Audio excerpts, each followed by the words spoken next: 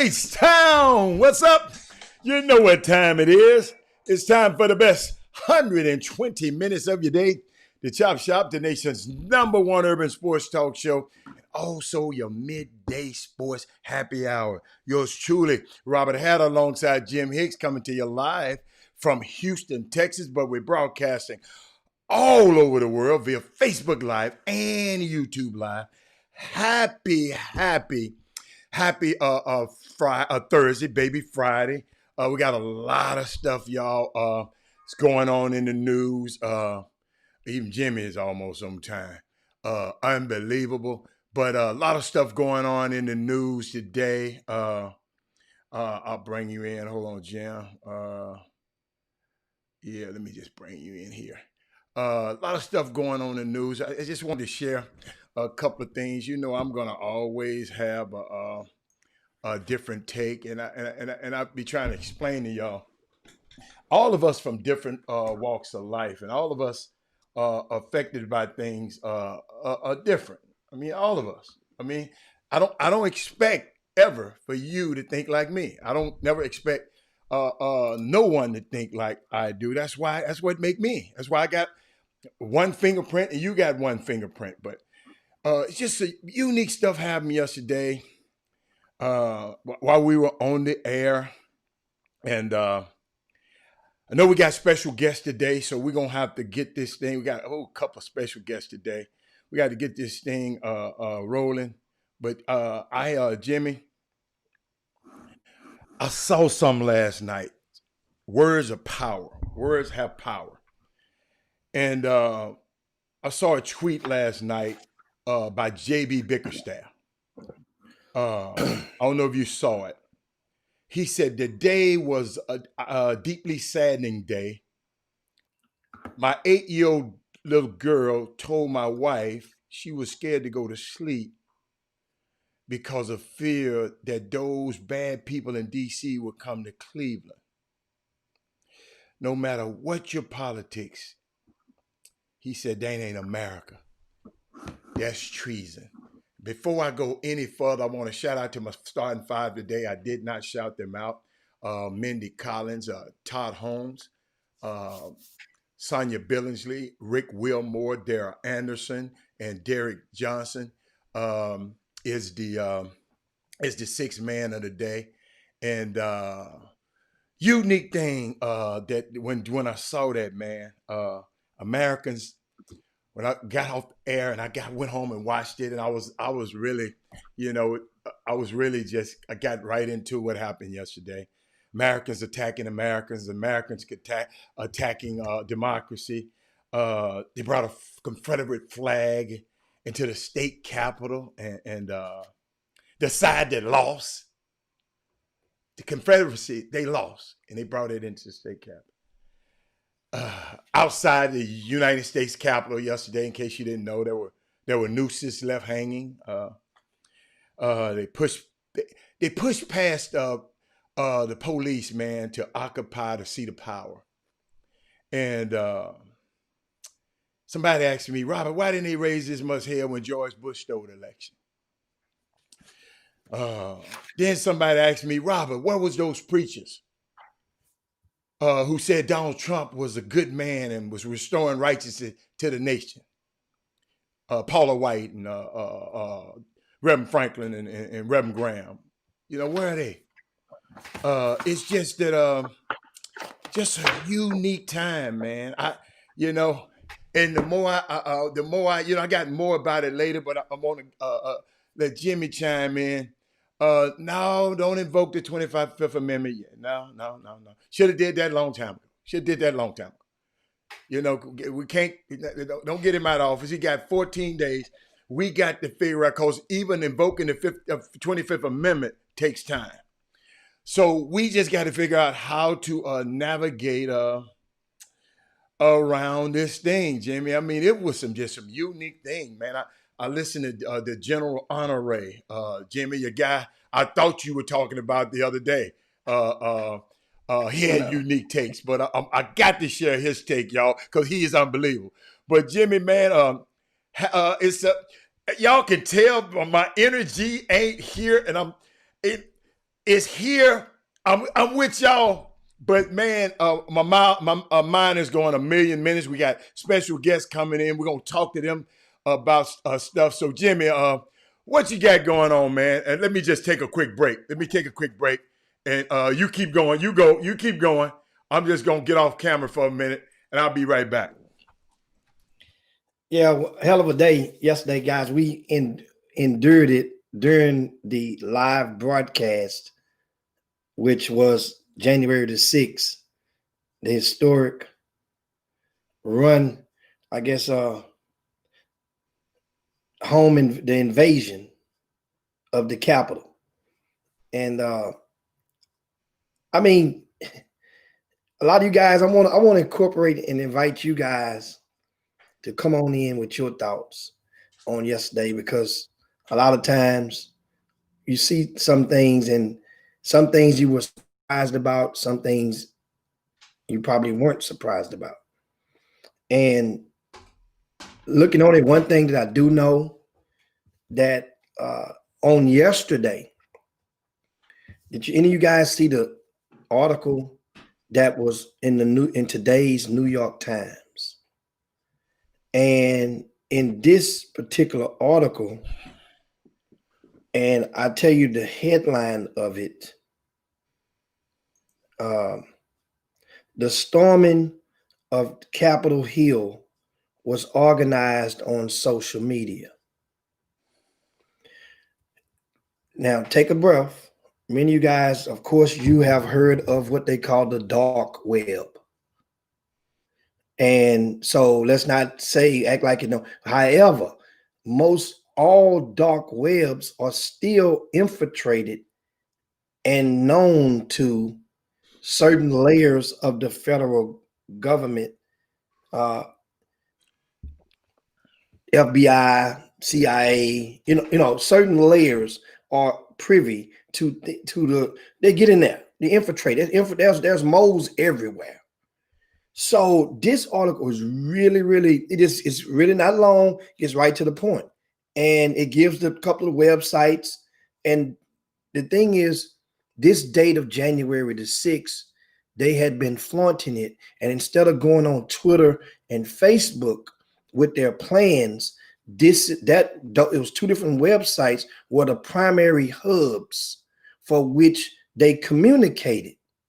So some people may wonder, if you're wondering, it can help you connect some dots to ask, well, damn, remember yesterday, while they were activating in Washington, D.C., there were also some activations in Michigan and in Georgia. Mm-hmm. Mm-hmm. So how would those people communicate? Well, that website. How did people know what I'm gonna bring the rope? I'm gonna bring the hand ties. I'm gonna bring it. I got it. So they communicated primarily on that dark web, or on those dark web pages. So that can kind of help fill some gaps. So many of you guys may wonder. Now here's the thing: how I want to. I put some on the screen for a reason while you were talking. That's a shirt that had to be made and had to be printed and put in your luggage to come up there. It said they had that date, Jimmy. If you look at yeah. They had this was date. A couple of weeks ago. Yeah, a couple of weeks ago. Remember, this date happened to come on the hinge. This date, yesterday, it happened to ironically transpire hours after the Georgia runoff was concluded. This wasn't designed for the Georgia runoff. It was designed to disrupt the validation of the November the 3rd election. Now, mind you, what happened the night before, it was gas on the fire. So the thing that I wanted to have it really didn't happen the day before, Jimmy. They didn't finalize the ballots on that day. Exactly. I'm saying, so that morning when you woke up, that was I say hours later, that was gas on the fire.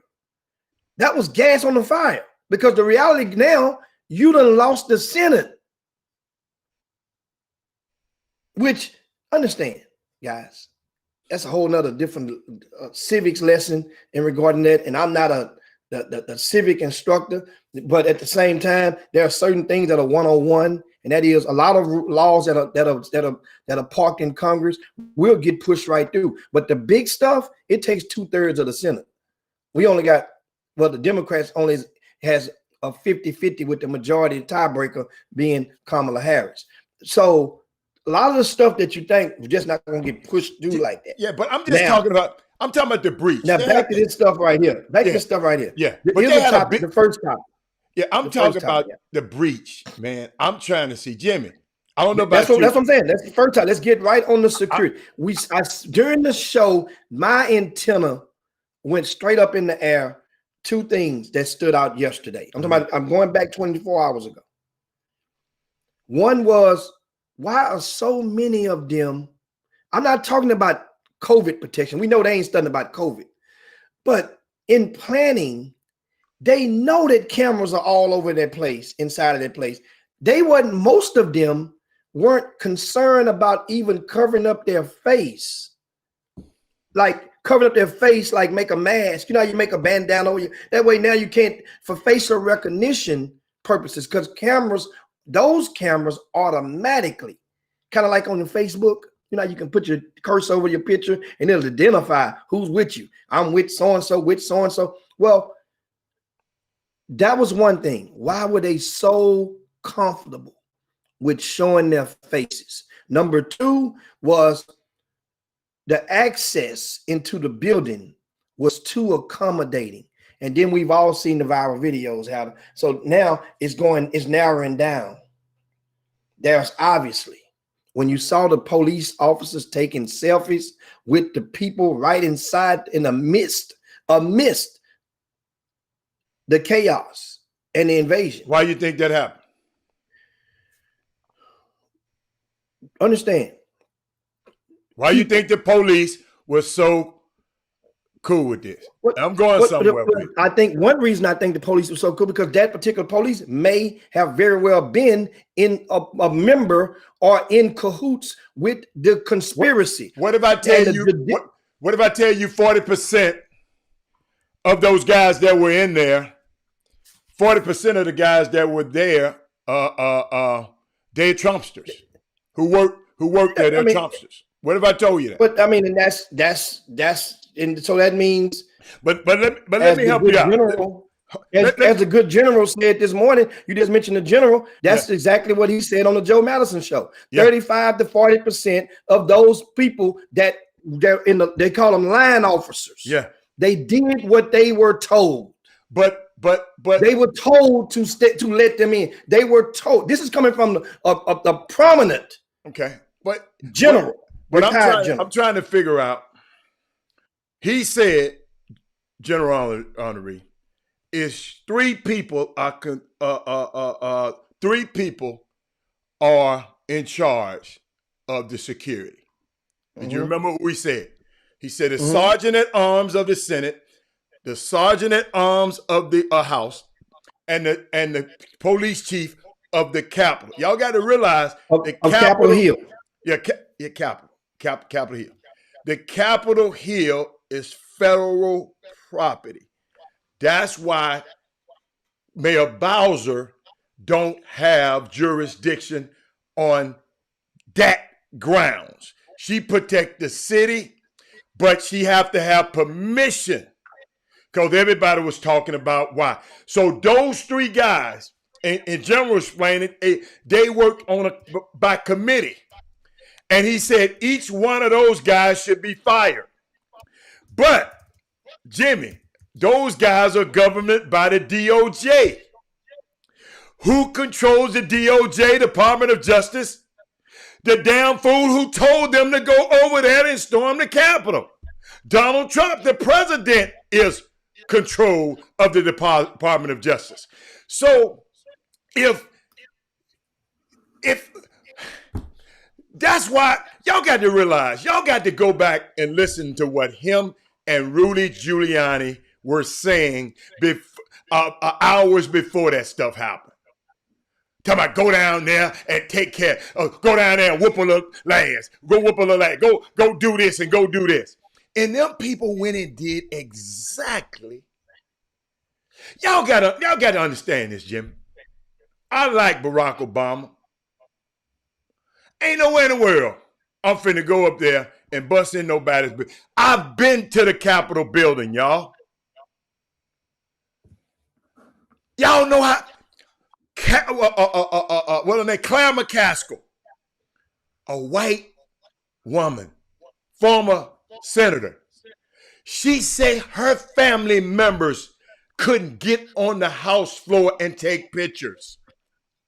I got a video for you. You know, I've got videos. She said her family can't. It's hard to get in that place, man. Like General Honorary said, he had his uniform, Jimmy, on. He's a 3-star general, and he couldn't take his lighter in. He had to leave his lighter at the checkpoint. So these guys, somebody had to be complicit in this, man. That poor little old dude that he remind me of, and I got to laugh a little bit. He remind me of Otis on Martin, the little cop, the little black dude was running from them folk. Jimmy, they didn't have no ride gear. They didn't have nothing. This man had a baton this damn big, and he was running from them folks. And I don't want to laugh at it, but it seemed like they were told, man, let these people. Man, hold on. This dude went into the Speaker of the House's, Jimmy, in her quarters. I know how I am about my stuff. Rummaging through my desk and running and take a piece of my mail and talk about it on social media and on the news. He went outside and talked about and took a picture and put his crusty ass feet up on this woman's desk. Then the little lady who was an Air Force who got shot, bless her little heart, she was one of those what they call a QAnon people. QAnon people. She served in the Air Force. Bless her heart. Yeah. She passed away, Jim. She needed to be killed. No. She knew what she was doing. She knew it was at risk. No. At the same time, they were already. You know why? Obviously, she's Jimmy. She's an Air Force veteran that served in this country. Guess what? And that makes it double. That makes it double wrong. No, but sometimes you can say that. I'm not saying that. His views are not my views. That was the most purest form of the day of the chickens coming home to roost. Was that moment? And the thing is, it just sad that it was a woman. It should have been one of those dudes. She happened to be the casualty of war. And 3 other people. They had declared war. Yeah, 3 other people passed away in this thing, man. It's just, dude, it was unique. And when we take a break, because we're going to have a guest at some point soon. But I love listening to the players. I love listening to Joy-Ann Reid. Joy-Ann Reid, y'all, I told y'all about her months ago when she first got her show. I just love that woman and her views on how she speaks truth to power. We got to protect her. You know, Jimmy, all I was thinking about is, what if I was a first-term senator? First-term, that guy. Jimmy, I ain't been in town but a couple of weeks. I ain't even got an apartment yet. It was so bad, y'all. One lady, listen, I forgot her name. Y'all can Google it up with y'all good Googling asses. One other congressman called her husband and told him where her will was. All you Googlers, Google that. She called her husband and told her husband, "This is where my will is." And it's just, Jim. I'm sitting there saying, "Wow." Well, no. The thing is, this. I think once again, we have long believed, especially was awakened to the reality, even most recently with the George Floyd on May the 26th of 2020, that a lot of those police officers, and then the Breonna Turner killing, and the way that they handled that, and the way that they botched, and they tried to do the cover-ups, even going back to the Ahmaud Arbery and the police, and how they even we've been woke, even for those that was trying to be in a deep sleep. Even if you took a sleeping pill and drunk some syrup to go to sleep, you still was woke after 2020, during 2020, at some point in time. But they're woke to the fact that there are white supremacist police officers. Many of you have had family members or underwent a process in which yourself was probably stopped or hindered by a person whom you deem to be a racist cop. That term has been around. Matter of fact, it's been around so long, they don't even use that term no more. It used to be racist cop. Remember, then it turned to crooked officer. Remember, because rap songs, think about it. Then it turns to white supremacist. Well, if we knew that there was supremacist cops, then it should be easy. Yes, the needle stings a little bit in your brain, but it's easy to incorporate, to digest and say, wow, these white supremacist cops who's also part of these crews, these cliques, these gangs, see, thugs. Oh, they was thugs. Well, guess what? That means they were finally called to activate on a national worldwide stage while everybody was looking. See, in the past, they've been called to activate on a day-to-day basis when the world isn't necessarily looking, even though you may be videoed and there may be some cell phone footage here and there. But that was the shocker. They were willing because they're going to get fired. Understand that. Yeah. Yeah. And here's the thing. You mentioned the judicial system a while ago. Let me remind you, as a result of the election 48 hours ago in Georgia, the Senate now has new majority leaders starting January the 20th. That's new majority leaders. So that means Lindsey Graham is no longer the leader as of January the 20th. Lindsey Graham is not. You mean Mitch McConnell, Jimmy? Y'all keep talking about Lindsey Graham. No, because judicial committee. This is why I explain to you. I understand, but listen, Remy, I'm just trying to tell you. Lindsey Graham is his puppet. That's all I'm trying to tell you. Lindsey Graham is a whole different thing. He was the head of. He was the majority leader of the Senate. I'm talking about this committee. With this committee now, that means the new leader of the majority the leader of this particular judicial committee that Lindsey Graham leads now, and his time expires in a few days, will be the senator from New York, that state who's already proclaimed that we want your ass on a platter. Number 45. That senator was right in stance with it. So guess what they did? That's what the current president-elect has done. He's already appointed this guy, over the Judiciary Committee. It's done. Effective January the 20th. So now, a lot of the judiciary head is in charge of deciding which investigations to implement from the federal government. That person is over it. That's why last night, Lindsey Graham, he confessed, he did his version of a testimony and acknowledging, I helped you. I just can't do enough is enough. I can't help you anymore.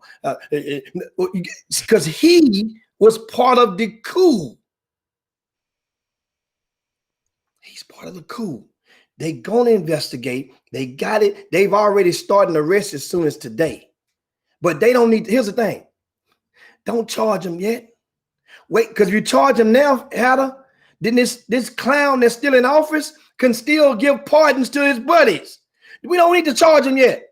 You can arrest him if you want to, whatever. Don't charge nobody until January the 21st. That's when the charges should go out. That way now it's done. You can't do nothing about it. You're out. This stuff, guys, we got to go to a quick break, and we got a guest coming in. We get a couple of commercials in, and we come right back. I know you guys are wired up. We'll talk with some of your comments, but we got a hell of a day today on the Chop Shop. This Baby Friday in a huge way. You guys hang right there. Matter of fact, share the show. That's what you could do right now. If you're on YouTube, give us a thumbs up. If you're on your Facebook, share the show right now. This is roll call. Share this show. Let's get this conversation popping. We'll be right back on the Chop Shop.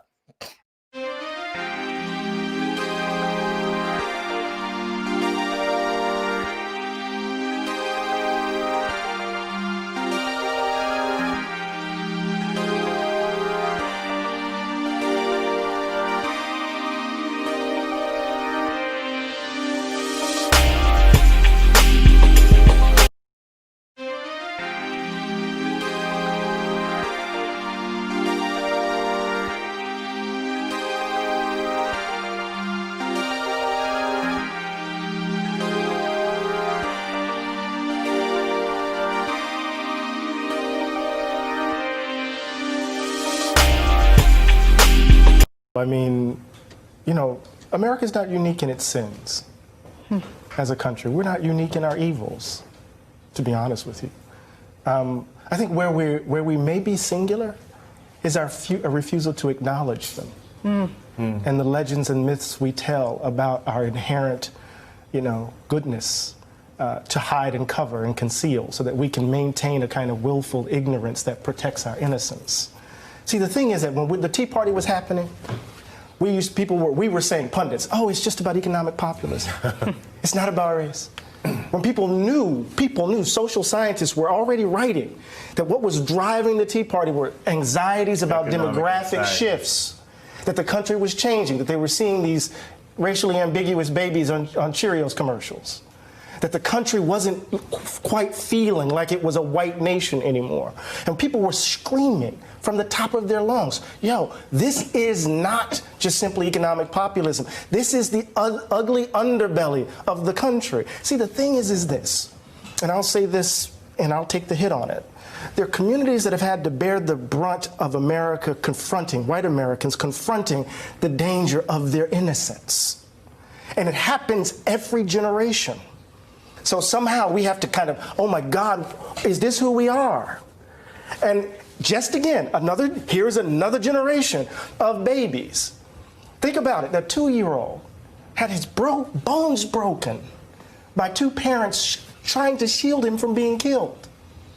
A woman who has been married to this man for as long as I've been on the planet almost, lost her husband. For what? And so what we know is that the country has been playing politics for a long time on this hatred. We know this. So it's easy for us to place it all on Donald Trump's shoulders. It's easy for us to place Pittsburgh on his shoulders. It's easy for me to place Charlottesville on his shoulders. It's easy for us to place El Paso on his shoulders. This is us. And if we're going to get past this, we can't blame it on him. He's a manifestation of the ugliness that's in us. I've had the privilege of growing up in a tradition that didn't believe in the myths and the legends because we had to bear the brunt of them. Either we're going to change, Nicole, or we're going to do this again and again, and babies are going to have to grow up without mothers and fathers, uncles and aunts, friends, while we're trying to convince white folk to finally leave behind a history that will maybe, or embrace a history that might set them free from being white. Finally. Welcome back to the best 120 minutes of your day. The Chop Shop, the nation's #1 urban sports talk show, and also your midday sports happy hour. And Jimmy, yours truly, Robert Hatter, alongside Jim Hicks. We got I played that, Jimmy. That's about the third time I've played that. That's Eddie Glaude Jr., a great author. You just got to look him up. That's just a breadcrumb for you to go look him up. And because let me tell you something. Somebody mentioned something about sports. Let me tell you something. Life is sports. Sports is life.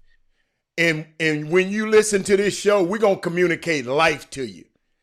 You know, we can. Oh, you can go find out. Oh, you can go to YouTube right now or ESPN and find out what the score of the damn game was last night. But we are trying to communicate life because guess what? This stuff involves us. But we got Jimmy. We got a young man sitting in the wings. We're gonna talk a little basketball, youth basketball, and I mean he's been on the show before, but Jimmy, I've always had this a kindred spirit with this young man and his crew because I just love the way they work. And you know, some people might get a little jealous because I talk about them a little bit, but I just like the way they work. I like the way they move, and they're very, very respectful young men. And I just like Jimmy, Bobby Benjamin, and the Extra Eyes crew. They have a new venture they're about to embark into. And ladies and gentlemen, without further ado, I'm going to introduce. I'm going to click him on. Let me see. Can I click Bobby on? Let me see what I'm going to bring in. Right? Let me see. Can I bring you into the right? Look at that. Then he got a chop shirt on. Yeah, see, that's why I mess with him. Yeah. But Bobby, it was so unique. You called me. You said, I got this thing I'm working on it. And I got this thing. And then you finally sent me a little information on it. Jimmy, I'm sorry. I should have sent it to you. But we got the man on here. Bobby, if possible. You all right. I was going to tell you to come up a little bit. But let me bring your name. No. Just your head. Yeah, bring your head to the ceiling. I just want you. I want you to be right, man, because this thing going to go all over the world. So no, that's good. There you go. And tell me, you know, I know you're part of the Raptors program, and you got Extra Eyes Media. Y'all doing so many things in the community. Tell me about your new venture, because I'm kind of excited about it. I'm reading the notes, and I'm saying, what the hell? See, Jimmy, that's why I need my expert on here. See, I'm just reading, Bobby. I don't know how this can help kids and help our community. And would you, and I'll let you go. I'll let you go. Shoot. Talk about gyms. Okay. So basically we're gonna introduce the gym series. And instead of just throwing, one tournament here, one tournament there, we try to figure out a way we could throw two events, kind of run them together. And so the people that attend these events get the maximum exposure. So we try to do it a little different. Being the AAU director myself, whenever I look to play my boys, especially the high school kids, I'm looking for the exposure. Like, how can this event help me sell my kids to some type of collegiate program? So with that being said, you're always looking for the top media guys. You're looking for the most exposure for your buck. So what we decided to do, we decided to come up with the gym series. Kind of like a baby NBA series. It's just two series. The first one will be April 2nd and 3rd, and that'll be like the regular season. So the teams that are committed, they'll get 3 games, and every game, let me take that back. Every game won't be evaluated, but every team, once you play the entry fee, every team get 2 guaranteed pieces of recruitment that you could use for the live period. We'll assign every team, every high school team, an evaluator.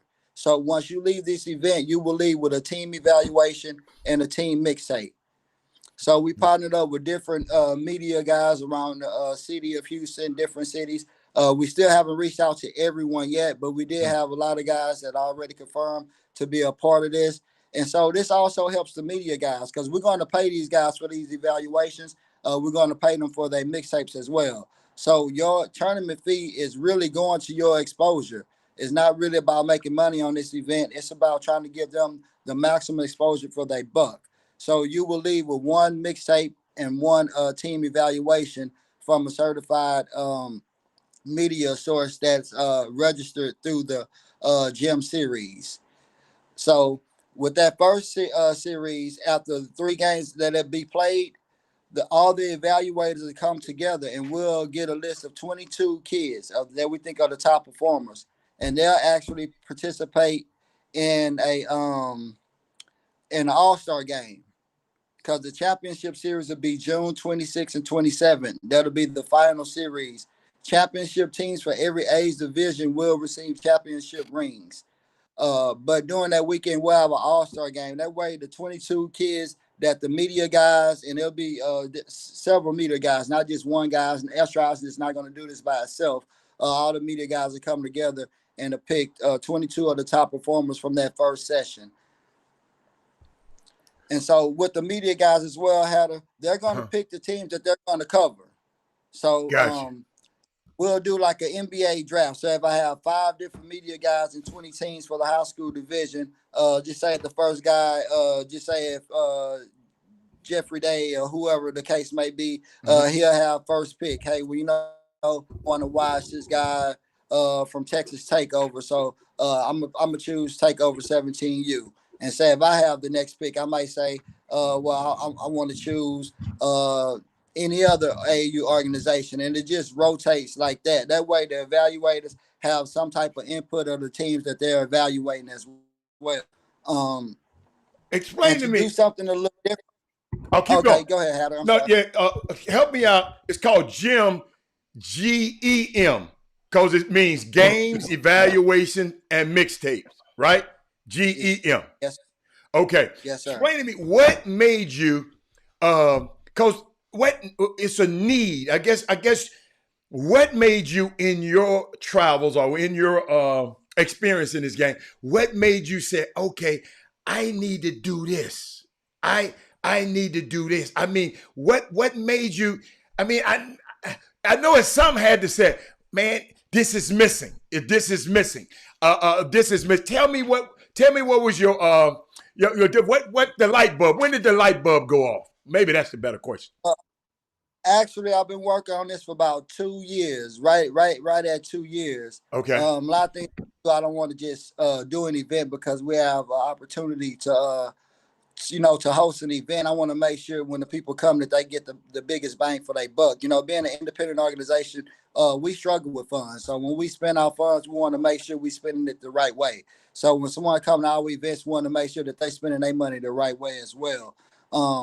COVID played a big part of how we changed things as well, because the live period was, we didn't have a live period last year. A lot of kids didn't even play due to COVID.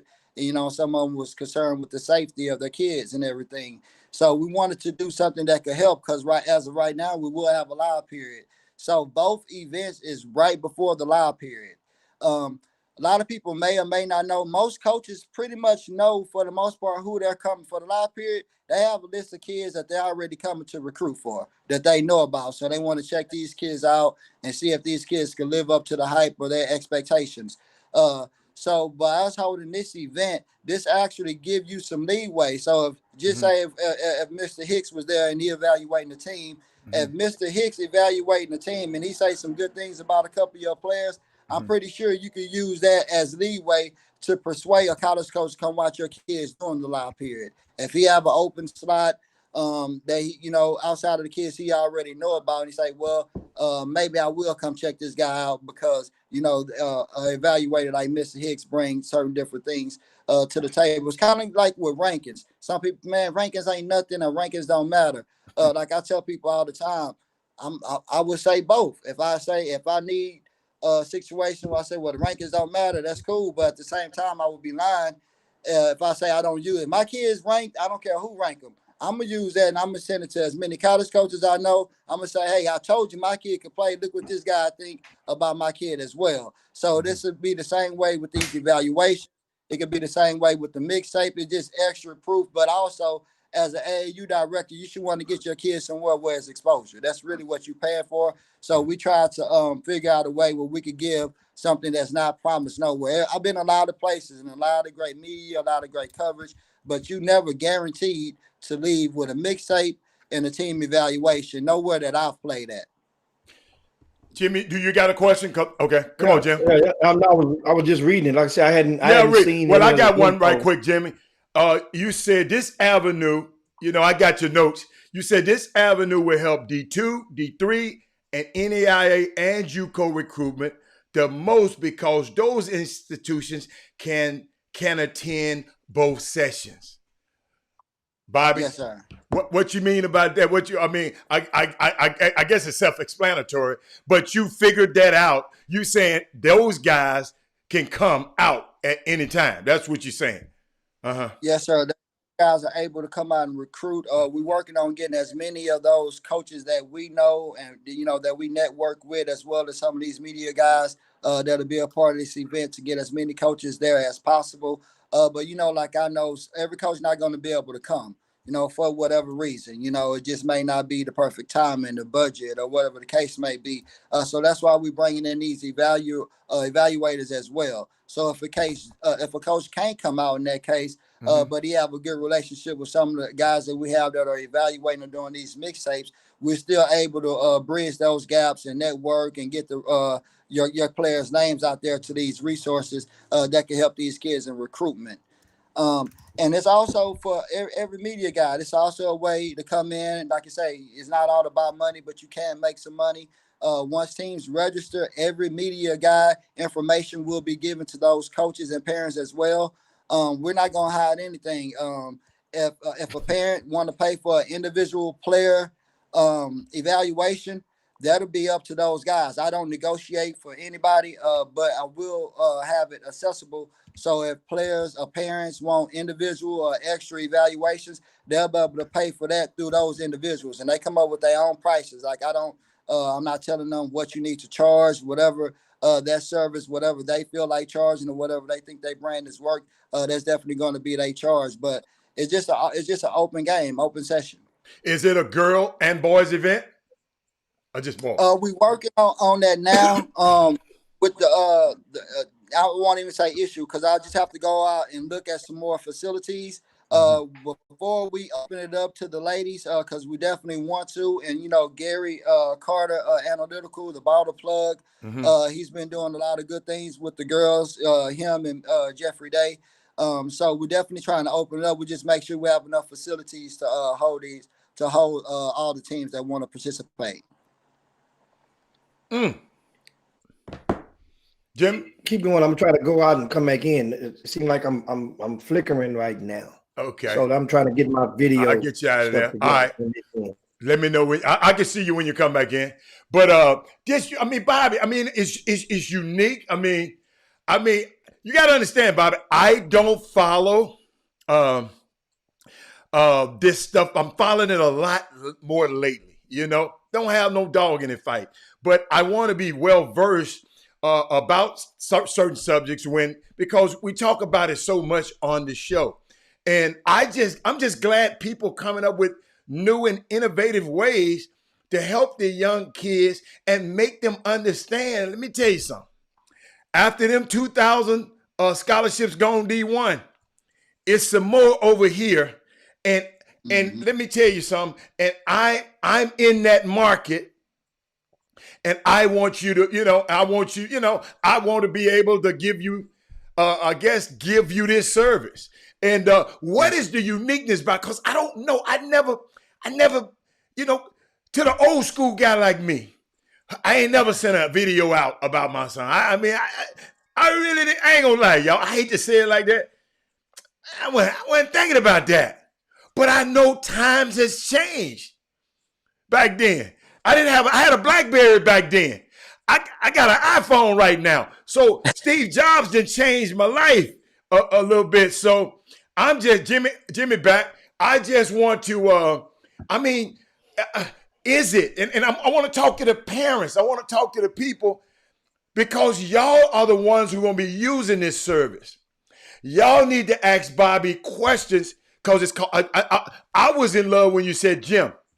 And you played on the word Jim, and really, and I'm gonna say it again. It's called, and you should have it should be on your website or something soon, Bobby. It's called Games. It'll be on. It'll be on Extra Eyes. Okay, it's called Games, Evaluations, and Mixtapes. But Jimmy, you sound good, so we're gonna work it. We're gonna work. You sound perfect, so it'll go in and out. You'll be all right. But yeah. Yeah, your sound is perfect. Now, of course, now, we back at it right now, so now we can get to grooving. We got Bobby Benjamin on here and breaking the news about the gym season, a new series of games, platforms that some grassroots teams can play, and as they gear towards the live period. Now, once again, you said the weekend's April the 2nd and the 3rd. So it's that date, that Saturday and that Sunday. Those are the only dates, right? Friday and Saturday. So okay, so that and then the June 26th and 27th is the All-Star games, sir. from what I think I read. Oh, it's called the championship? Oh, championship and the All-Star season, and then in the championship. So basically, it's really just two tournaments, right? So the first week in April, it'll just be 3 games, kind of like an exhibition of which we consider the regular season. So with those 3 games, we're just going to evaluate the teams to see how to bracket them for the championship series. Okay, so the first series in April is a very important series because you got to play your way in. So you got to play your way into seeding, or everybody gets to go. Everybody go to the playoffs for sure. Okay. But how we're going to seed you is going to be determined by how you perform in April. Okay. And also in April, that's going to determine the 22 kids that we're going to select to participate in the All-Star game. Jimmy. So here's what here's the thing I want. I remember you mentioned something. Like I said, I'm about the media, or the evaluators would be responsible for establishing their own rates for providing evals on these participants, right? Well, that'll be the extra. We're going to pay every evaluator for the teams that they're going to cover. But outside of that, some parents, like we're not paying for any player evaluations, just the team. So, some parents may want particular player evaluation. Just say if I draw a takeover, and hopefully this will never happen, but just say I'm there like, hey, well, I like Bobby, but he's no Doug Jones, so he won the Doug Jones team evaluation. Well, he's able to pay for that as well, even though we know he registered. I was selected to cover them. If he won an extra team evaluation, maybe Doug Jones had more connections than me, which is probably true, and he just want extra evaluation so he could use to sell the kids in this program. We're not going to limit anyone from getting evaluations, player evaluations, whatever they want to pay for. We just want to provide that platform for them. Now, in the evaluation, give us an example of the evaluation if the Houston Raptors were playing and you had evaluated them in a game this past summer. Give us an example of what that evaluation would consist of from one of the people in attendance. All right. Well, it'll consist of basically what I've seen that game. If I was able to watch them all 3 games that weekend, and then I'll probably give an evaluation of 2 or 3 of their top prospects. So that way, if a coach that's following my evaluations, they'll know this is what I feel about this team. If you happen to have a chance to watch them, these are the kids that I think are the top prospects, and I'll give them my details. This guy is pretty good at this. That guy's pretty good at that. And also, I give a little bit about the system, the style of play. This is a pressing team or whatever. This team is real good in a half set offense, and I'll try to put as many prospects as I feel that they have within that evaluation. But more than anything, we want you to write what you see. If the top prospect didn't have a great weekend, then he wasn't the best prospect that particular weekend. But once again, that's why we're bringing out different evaluators, because one person can't please this community. This is one of the largest cities in the world, and there's so many different opinions. So it's pretty much style of play. My style of play and certain things I like may not be Gary's favorite. You see what I'm saying? So I might like a guy because he's more of a scorer, but Gary might like a point guard because he gets everybody into the offense to get more of the guys involved. So that's the reason of bringing in different evaluators. So you're just not limited to one person evaluation throughout these series. I got a question for you and Jim. Yes, Uh, sir. how many? Because somebody said it's a lot of evaluators off all of a sudden. Jimmy, how? Because I know we talked about the I know we talked about the recruiting service versus the scouting service. Have we ever talked about the evaluators and what? Oh, I have several times. Okay, what it? Remember, because I gave footage, not footage. I gave receipts a couple of years ago. We Okay. had Amazing one on 2.5 at Okay. the time, and I gave receipts You know to I'm old. show and prove in case that understand that was 3 years ago. Yeah. To show that when there was one person covering the event, more Division I signed than it was that 10 people covering the city. 10 people covering the city to me means that 10 times more kids should be going to college, whether it be not necessarily Division I, but period. That's because to me, if 10 times more people are covering Houston, follow me, then it should be 10 times more kids on the average, on a rolling average of maybe 3 to 5 years going to college. That ain't the case. Hold on. Whoa. Hold on, help me out. I remember that. I'm trying to say. So, because there's more evaluators, that means more talent just going to come out the woodwork, or? No, because not necessarily what it meant, though. What it meant back in at the end, like Bobby just mentioned, can't one person be everywhere at the same time. Okay. So that means while if I'm watching Bryce Griggs, then who the hell watching Jordan Ivy Curry? You see, except for his own grassroots coach, unless he's playing against somebody that's convenient for the next guy to drive. And then but once again, it's one of those things where I'm gonna pass the baton over to Bobby and just try to recharge my battery again. Because once again, you guys, it's a rare day where, of course, because I got that super unleaded internet, but my upload not good. I know, but guess what, though? Guess what? You sound great. I'd rather have your voice than your face. You want me to put another picture up there? I'd rather have your voice, because your voice is absolutely perfect, but I know how you're feeling right now. Okay, so the voice is good then. The voice is absolutely perfect. Okay, well, we can keep going then. We can keep going from there. Yeah, you good. But Jimmy, I like what you said, Jimmy. I like what you said, though. You said when one person was doing, I'm just trying. When one person was doing it, you had a certain amount of people being recruited, getting scholarship. Now you're saying we got an abundance. You saying we need everybody, instead of trying to talk about these guys right here that this guy here already covered. Get your lazy ass over there. I see, like you tell, and that's what I love about these guys. I know that you tell Doug, you go that game, Jeffrey, you go this game, and I'm going this. So now, that's why I'm asking about evaluators, how many of them we have. Listen to me. I'm not talking about Junebug with a Twitter.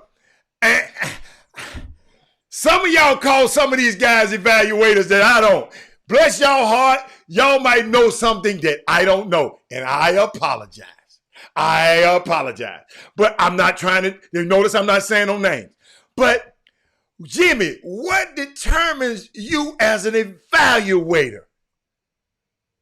Well, there's no written set of guidelines and rules, so that is what it is on that. So you can't just change the rules in the middle of the game. No, I just asked. I don't know. I'm just talking about like wondering why. That's like saying how do I get to do what I do when I did not play professionally overseas? I didn't play in the NBA. I didn't play basketball in college. Nothing. You can't change the rules in the middle of the game. You should have told me that when I first started doing this. Jimmy, we didn't already prove. Make that be the rule when I walked through the door back in 2001. No. That we didn't already proved that you can study a thing long enough. You gave the great analogy. You said, dude, I've been doing this here for 20 years. That's about 6 or 7, almost 7 law degrees. 6 or 7, cause like 3 years, 6 or 7 masters. I mean, 10, I mean, you've mastered. Even me, I'm sitting here watching. I didn't know nothing about radio, Bobby Benjamin. Listen to me. I passed by the communication school. I didn't go in that. I ain't know. I wasn't going in there. So, but after 5 years of doing this thing, man, I got a master's. I got a doctorate. And what you? No, I got a PhD. So now I'm just saying, Jimmy, who? So it's the Wild Wild West. I don't have to. I mean, forget if I didn't play basketball, but if I watch enough of it. But who determines who's Hey, how did you pick your evaluators? Maybe I should actually guess. How did you pick your evaluators? Well, everything we do over here is definitely a majority vote. Like, I don't really do anything without conversing with my team, make sure we're all on the same page. So as of now, every evaluator that we have confirmed, and like I said, we haven't reached out to some, like, we want to make sure we have something to tell the big guys for. We just call some of the big guys and like, hey, man, we want to be this. Kind of like college coaches when you try to sell the kid. Well, who offered the kid? And, you try to prevent that. We reached out to some guys, but everybody we have is pretty much part of some type of media service that's already established right now. Okay, gotcha. I like the big guy. Hold up, give me a shameless plug. Who are some of the big guys? I like to hear about who are the big guys. We ain't talking about the big dog that's on there. Hey, present company excluded.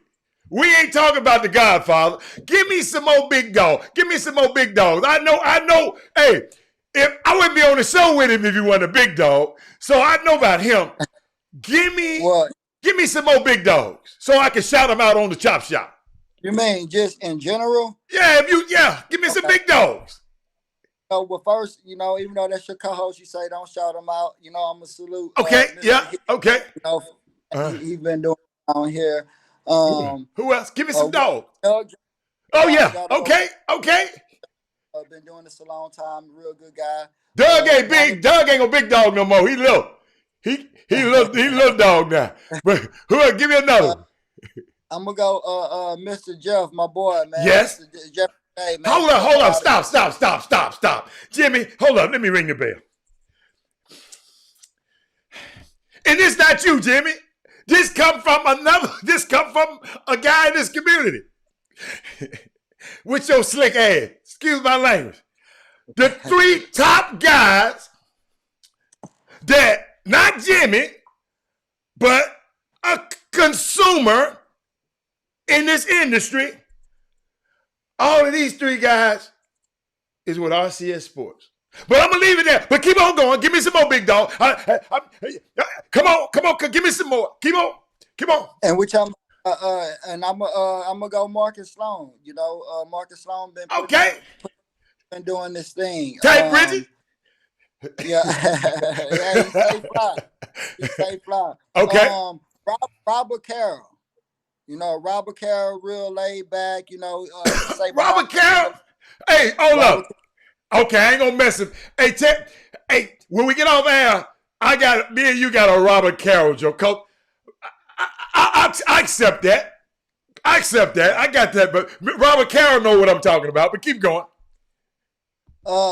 Annie from Dallas, my guy out of Dallas, man. Annie. Oh, yes. Yeah.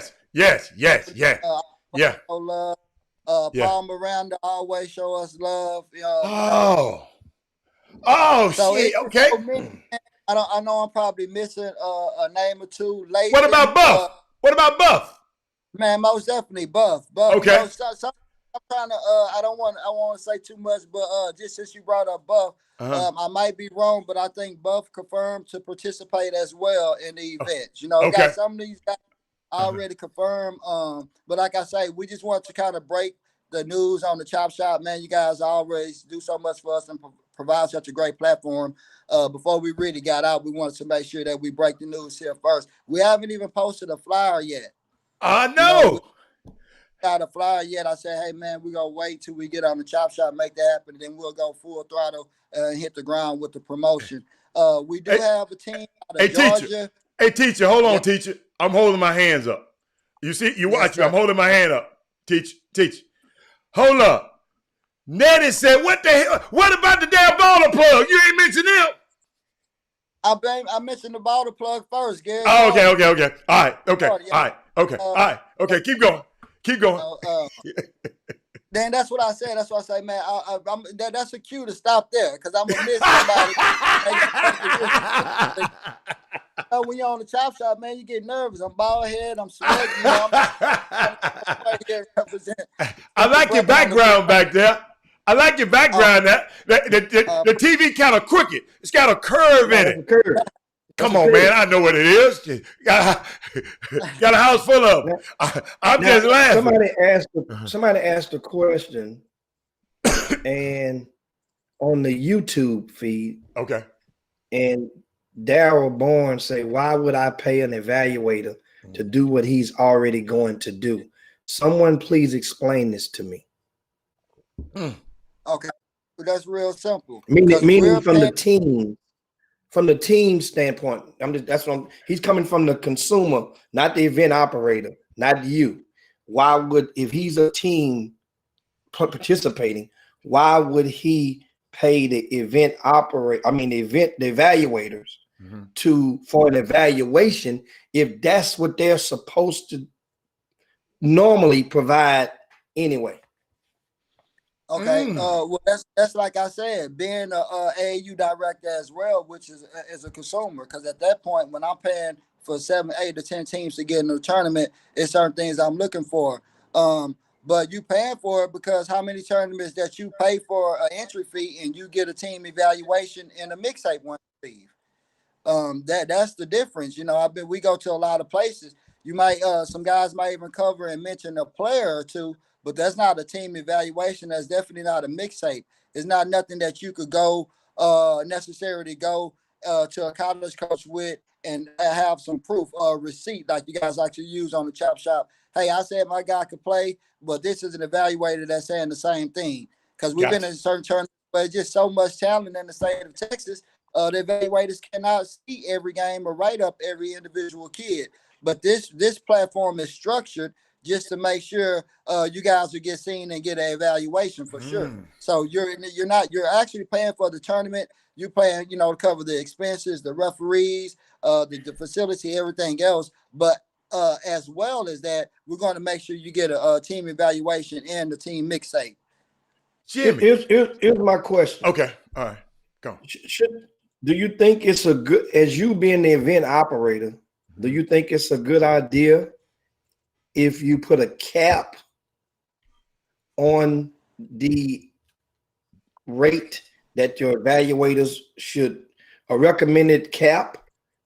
Because otherwise, what you can create is a market to whereas one guy that may not have as much tenor or as much reach as you just mentioned a while ago. If somebody want to evaluate versus you mentioned in your example, Doug Jones, then you say, well, the team might opt for Doug Jones. He might know more coaches. Well, if a person in that situation, if Doug Jones found out that you were getting $1 and he was only charging 33 cents, it's going to probably create I guess a level of animosity or a level of it's going to mess the market up, or it's going to take the market outside of his range. Because that's a good idea. The girl could be charging too low, or this other guy could be charging. You could be charging way too much, and then it gets into and it'll come back on you, Bobby, because it'll come back on you. I think, is that what you're saying? You're going to be, because you're the engine that's driving it. And you got to think about that one. That's good. That's good, Jimmy. Yeah, you got to think about that one, Bobby. Because let's say, he said, this guy charging this guy charging, you said they work it out with the pay. No, you should put a cap because you don't want people, we got some people out here that don't act right now, Bobby. Come on now.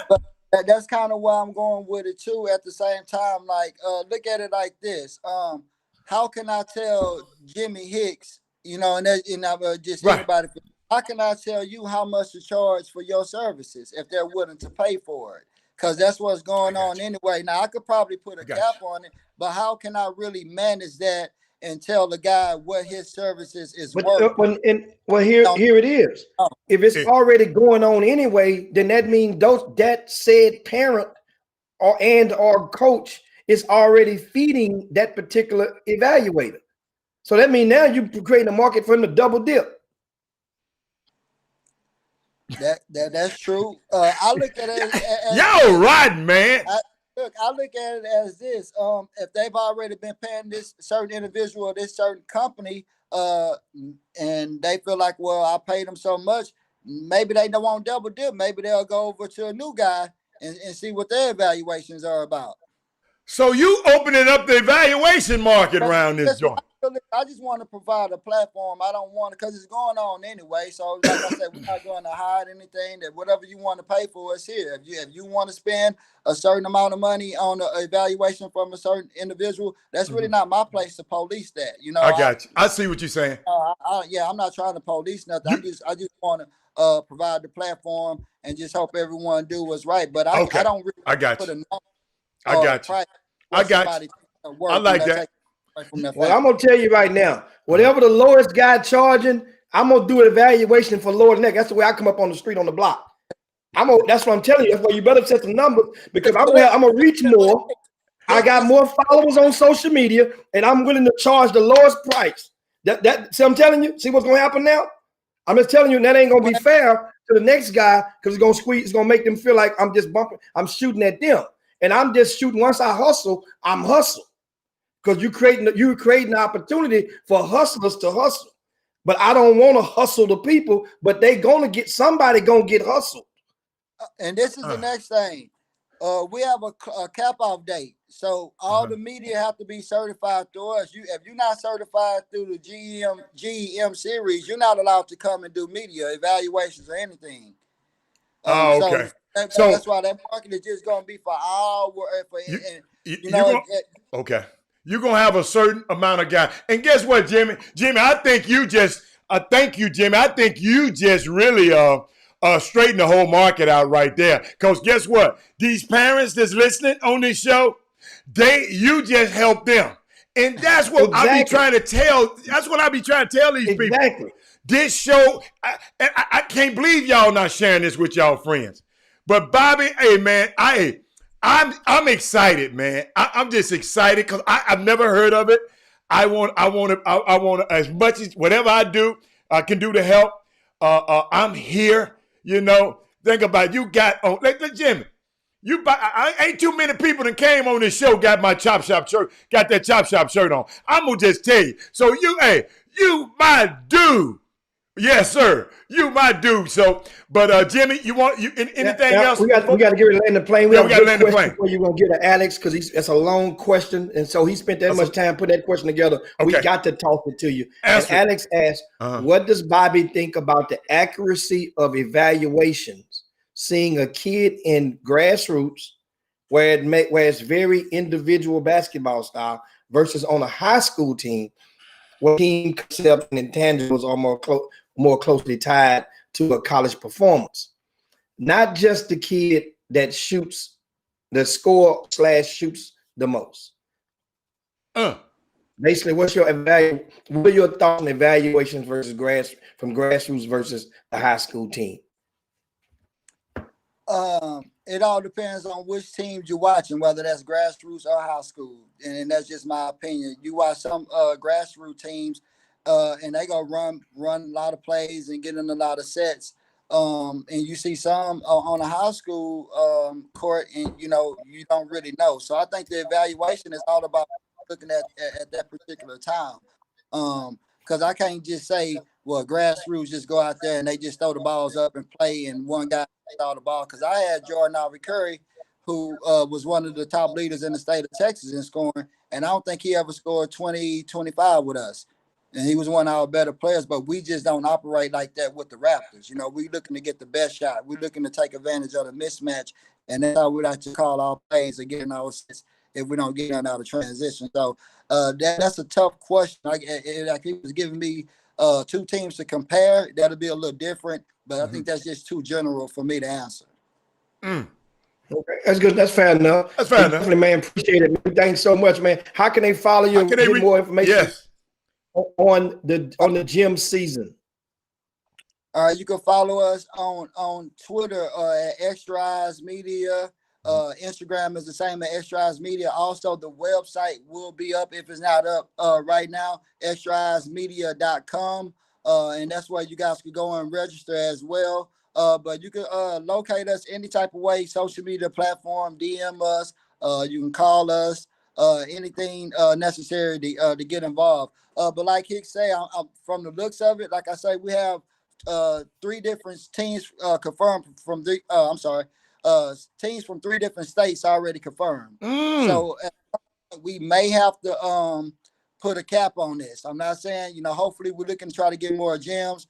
So if you're definitely looking to be a part of this series, man, reach out to somebody in the Extra Eyes Media Houston Raptors family immediately, and we can get you registered, and we'll be able to go from there. I'm proud of you, young man.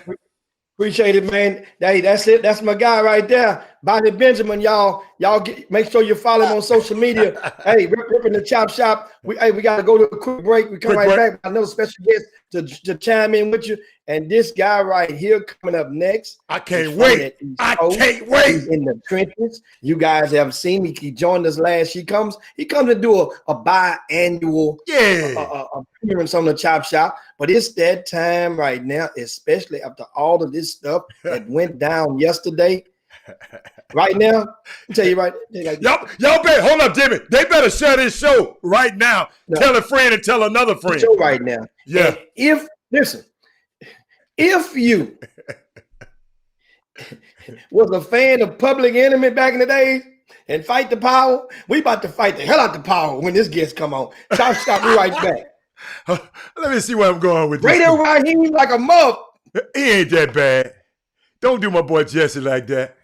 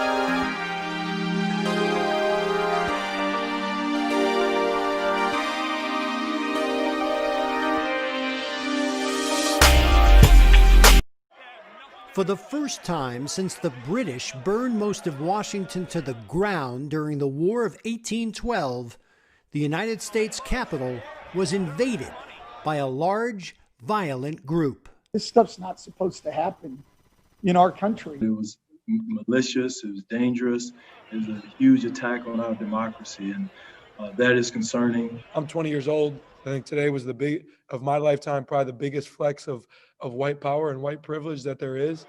I believe in human rights and human decency, and that's obviously not being shown right now. The temple to democracy was smashed as hundreds of Trump supporters used force to disrupt the counting of electoral votes by Congress as the sports world watched in stunned disbelief. This should not be allowed.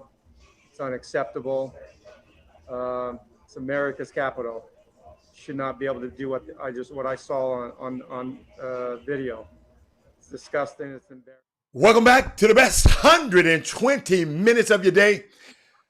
The Chop Shop, the nation's #1 urban sports talk show, and also your midday sports happy hour. Yours truly, Robert Hatter, along Jim, the Cheat Sheet Hicks in the building, coming to you live. And guess what? We got a guest, So Cold. Jimmy, we got a guest coming on So Cold. Jimmy, when you announce him, I got to play just a little clip to really usher in my guest. You know, every superhero. You don't get. Hey, remember the movie I'm Gonna Get You, Sucker? Yeah, every superhero needs a steamer. And remember, in the movie, he says every superhero needs his theme music. So when we just gonna cue this up. I got it. Let's bring him on first. You want to give him his theme music right now? I'll bring him on first. Whichever. Remember that we're gonna keep the theme music to 9 seconds. Now you good to 9 seconds. Without further ado, we got Jesse Washington from the Undefeated, and also the co-author of the book, John Thompson's autobiography. I Came as a Shadow, which was released last week. We got Jesse in the house, a brimless Jesse. I'm disappointing him. What the music at? What the music at? Let me make sure I can hear Jesse first. Jesse, how you doing, baby? Can we hear you? I'm great, man. Yeah, how we doing down there in H-Town? Hold on for you. I got this for you, Jesse. Give him a 30. This just for Jesse. Just for Jesse. Oh my goodness.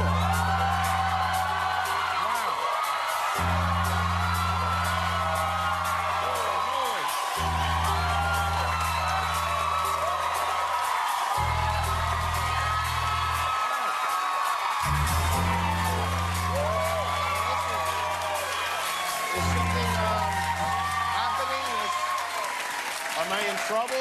Is everything cool? What's going on here? Oh, hey, I had to have that for my dude, man.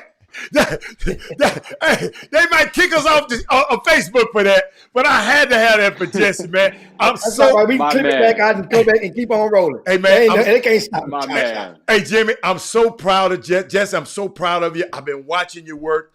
I've been following you. Man, you're one of the greatest followers. Follow on social media is unbelievable. A lot of stuff in the takes that I talk in the different point of views. I read it thoroughly what you do, man. That book, I got it. I haven't read it. I've been inserts. I've been trying to read inserts so I can get ready for the show because it's a 360-some page book. And and Jesse, I looked at your bio. Man, I'm just proud of you. And John Thompson, me and him we had a incident in our life. I've had a John Thompson incident. So, man, glad to have you on the show, man. And just proud of you. And shout out to you for great book. Oh man. Well, first of all, I'm just so happy to be here with you guys.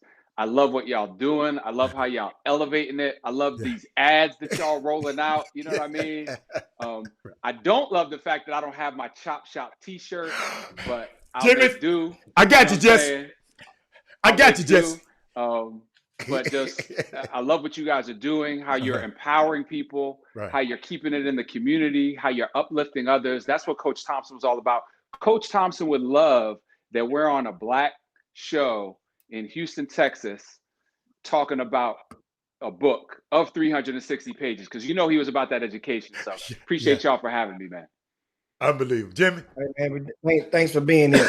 And we dive in the book when we're gonna smooth back into the book later. Okay. There's a topic we can't ignore. First of all, Jesse, tell them what city you're in right now. Well, I'm coming to you live and direct from Pittsburgh, Pennsylvania. My wife is from the proud city of Beaver Falls, PA. Yes. You know what I'm saying? So we're over here getting that family time in. This is where we at. A little bit of football country, but we do some basketball things here too. I love your previous section about all of the basketball recruiting and how to uplift these young athletes. You guys have always been, deep in that, helping people. I'm proud to report, shout out to my son Coltrane, shooting guard at Drexel University. Shout out to my daughter Corinne, who just signed a letter of intent to play at Boston University. That. So yes. let's go get it. You know what I mean? Yeah, I saw that. Hey, you one happy pappy, ain't you, man? Man, I ain't got a bill yet. I got 2 more coming up, but I figure I'm ahead of the game. So, That's what. Hey, now here's a question.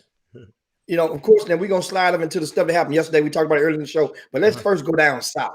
Let's go to Hattle's home state, where he's from, Tennessee. Arrested Development. You know, remember that was one of their famed songs back in the day. But this coach, 3-6 Mafia. There you go. You hip hop aficionado. No, Jamie. Okay. Academy Award winner. Academy Award winner. I'm sorry, but keep going. Yeah, they did win one. Yeah. Chris Malone was assistant coach at UT Chattanooga 24 hours ago. During that election, remember, he's assistant coach at Tennessee, Chattanooga. Now, obviously, I'm not sure, but one of you guys in the Boom Boom Room can tell me he may be from Georgia. But that election, the runoff in Georgia, made him feel some kind of way because he went to social media and posted. If you guys missed it, and Hatter may be able to cue some of it up, but he aimed and tagged Stacey Abrams. Yeah. And in doing so, this is what he says. Congratulations to the state of Georgia and Fat Albert, Stacey Abrams. Because and Jimmy, hold up, Jimmy. He added her at Stacey at. Yes, I say tagged her. That's what they tagged. He tagged her. Same thing. You have truly shown America the true works of cheating in an election. Again, enjoy the buffet, big girl. You earned it. Hope the money was good. Still not governor.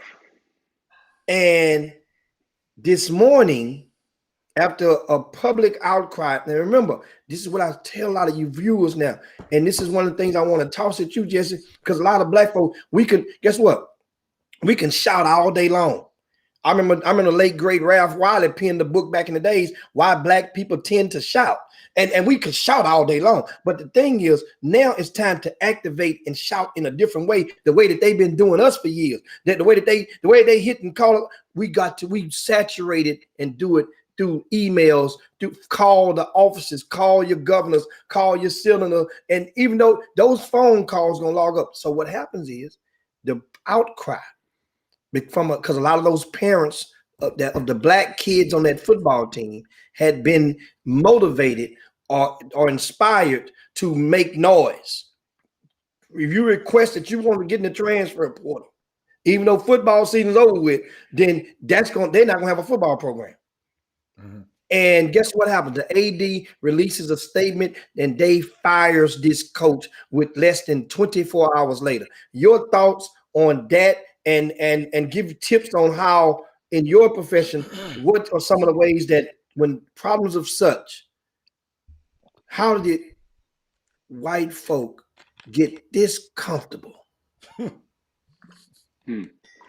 Man, well, I'm glad you brought this up because it's a really important topic on a number of levels.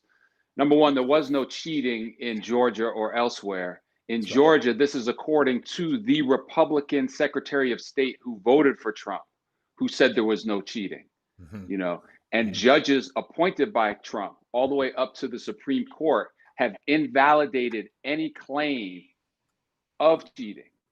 The election was fair. So let's start there. Then to be disrespectful to somebody in that manner is totally unbefitting and inappropriate for anyone in what is supposed to be an educational capacity.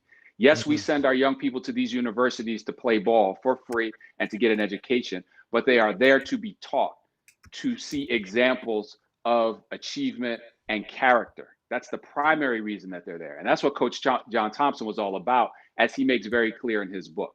So let's start there. But the bigger picture of what's going on here is something that I've been writing about for a lot of this year. We're coming to realize now that there are too many coaches in positions of influence throughout college athletics who do not have the best interests or understand or really care about these young Black athletes. We are the predominant, we predominantly make up the athletic pool of talent. We are not well represented at the coaching level. And there are plenty of good white coaches out there who understand and respect the young Black athlete, but there are far too many of them who do not. This person is not an isolated incident. So I think the bigger takeaway here, and you've seen a lot of instances of this throughout this season, and I wrote about somebody when this young man, Rossier Bolton, transferred out of Penn State because of a noose comment that was made by his coach. And Rossier yesterday tweeted out a photo from the Capitol where they had erected a noose at the protest, aka riot, that took place in the United States Capitol. So we've got too many, you know, I don't want to call his former coach an advocate of lynching or a racist or lump him in with that. But there are too many coaches who are at best ignorant of the issues and nuances of coaching these Black athletes, and at worst are openly hostile to the things that are most important to us, our lives and Black life, and the fact that Black lives matter. Too many of them still in college sports. Please, parents, be aware of who is recruiting your sons and daughters, and hold these staffs accountable, and make sure that they are operating to fully educate and embrace and support your child. But Jesse, how does a parent? It's sometimes hard because long time ago it was Jim Crow, but now it's Jim Crow Esquire. Jim Crow, and he don't wear the sheets no more, Jesse. He wear a Brooks Brothers suit, and he wear a coaching uniform, and he's in authority. My thing is, what's in the mind of these guys that, I mean, how can they live every day? You know, Jesse, I couldn't live every day despising somebody and be around them every single day and have to coach them and have to do. Man, life too short for me. The mentality of some of these guys, and I'm gonna tell you, and a lot of people won't say it, but I'll say it. I think Dabo is one of them. And he's showing me his actions, Jesse. I can go point for point for point for point. But I'm gonna say that for another show. But it's just amazing, these guys. And guess what? Then it goes back, maybe it goes back to Thomas Jefferson. Yes, I got slaves, but I'm finna get this one pregnant and have babies by her. I don't want the wife in the house. I want her. Sally Hennings. So, man. I mean, you follow me? So I guess they got the power to say, I don't give a fat rat's behind about these people, but I'm going to use them. I'm going to do whatever I want with them. I'm going to either get satisfied or get rich. And that's really my biggest takeaway for a guy like that.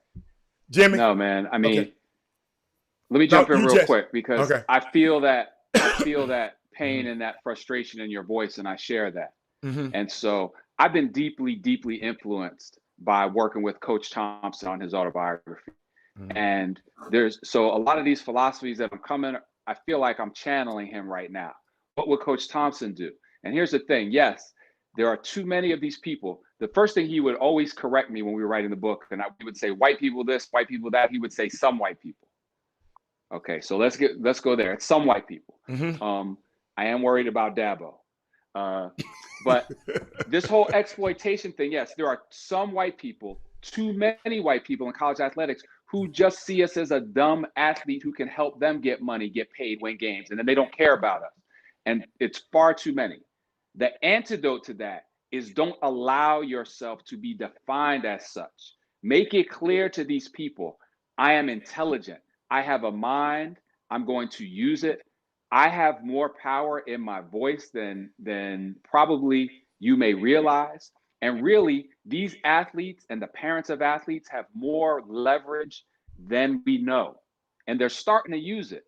The balance of power is shifting here. So Coach Thompson would say, don't allow yourself to be exploited. Go to these schools and demand your education, demand your summer internship, demand the access to this network. Use that. Don't be used. Use that scholarship to do something more than just run the ball. Yeah, do that too. Get them yards, get them buckets, but get that education, because that is the way to prove to them and not allow yourself to be put in the category that you have accurately described they want to put us in. Wow, Jimmy. I mean, because I got well so said. much. I got so much, but I got to get you in. Yeah, and well said. And of course, speaking of the book, a lot of people we posted on the Facebook and the YouTube because they were asking, and some people looking up the book right now. Yeah, it was like, who's this guy again? I came as a shadow. I'm gonna put it and of across course, the it's screen. Jesse Washington of the Undefeated guys, and that's an arm of the ESPN umbrella under the Walt AB Disney is the parent company of that. It was a publicly traded, of course, New York Stock Exchange. I came as a shadow. How did the book idea fall into your hands and get the approval from the patriarch, John Thompson? I love it. Senior. Right. And can I have a caveat to that? How many times he cussed you out too? But keep going. Man, yeah, y'all are on it. Y'all are on it. So number one, yeah, Coach Thompson is the patriarch of swatting down the media. Get on out of here with that. And I am the media. So there was definitely something to be overcome there. And then Coach Thompson's daughter told me a little ways into the project, you doing all right, but you're not really in his good graces until he cussed you out. So that's when I knew I was okay. You know, MFer is a sign of affection from Coach. So when you get that, that's the stamp of approval. Okay. So Coach wanted to finally set the record straight and write his autobiography. He was so, and for those of you who don't know, a lot of you think that his legacy begins with Allen Iverson. No, it goes back before then to really the dawn of the hip hop era, when Black people were stereotyped and our music was stereotyped, and Coach John Thompson had the best team in the country, the championship NCAA game 3 out of 4 years, coming away with 1 chip, should have had 2. Yeah.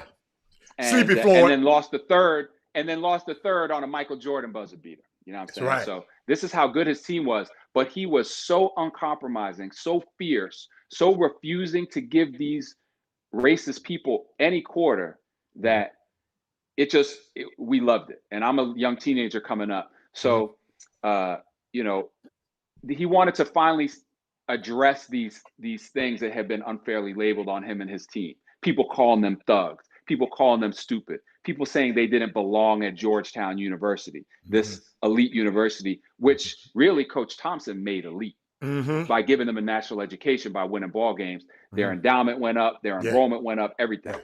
So he wanted to address that. His children convinced him to do it, and he's looking for a writer. I believe he wanted a Black guy to tell his story. I think I had a bit of an advantage because I'm familiar with basketball. I've played, so I understood that part of it. But most importantly, he told me at the jump, this is not a book about basketball. I'm not writing this book to tell people how to run the full court press or the fast break. I want to talk about the things outside of basketball. And as you guys can tell, that's what I'm passionate about too. Yeah. You know, yes, I like college football, but I like explaining to people, you know, more than watching the games, what the importance of the game is and being at the institution. You know, so we connected on that level, but I was still on probation. You know, a couple months into it, I would record the session. So a couple months into it, I said, Coach, you and your family should have these recordings when I'm all done. Would you like me to give them to you now as we go along, or you want me to give it to you at the end when we're all finished? And he went, you can give them now because, you know, I might have to let you go. And he said it with a smile, but he was serious. However, about halfway through, once I started hitting my stride and he saw the work that we were producing together, then, you know, he let me know, nah, you're my guy, Jesse. We're going to finish this out. And I appreciate what you're doing. Jesse, that you know, I'm sitting here thinking about him. You know, I know about, I heard some Bill Rhoden stories of him and John. And, some great stories. But but why he pick you? I know he wanted a Black writer. It's more Black, right? He could have picked Bill Rhoden. He knew him more than he knew you. Right. What was it about you? I know he told you, somebody told you. He said, man, you did something. And man, you was hey, dude, I didn't know all of that stuff. You know, I read your bio. Dude, you a gangster. I got Jimmy. Y'all don't let this little old cool little. And hold on, y'all. He's an Ivy League gangster. Yeah. Let me repeat that. He's a Yale. Wait a minute. The hardest Ivy League school to get into. That man right there with the Yale. So, but man, why you, man? Why? No, I had the interview. I had to bring it in the interview. I wanted the job.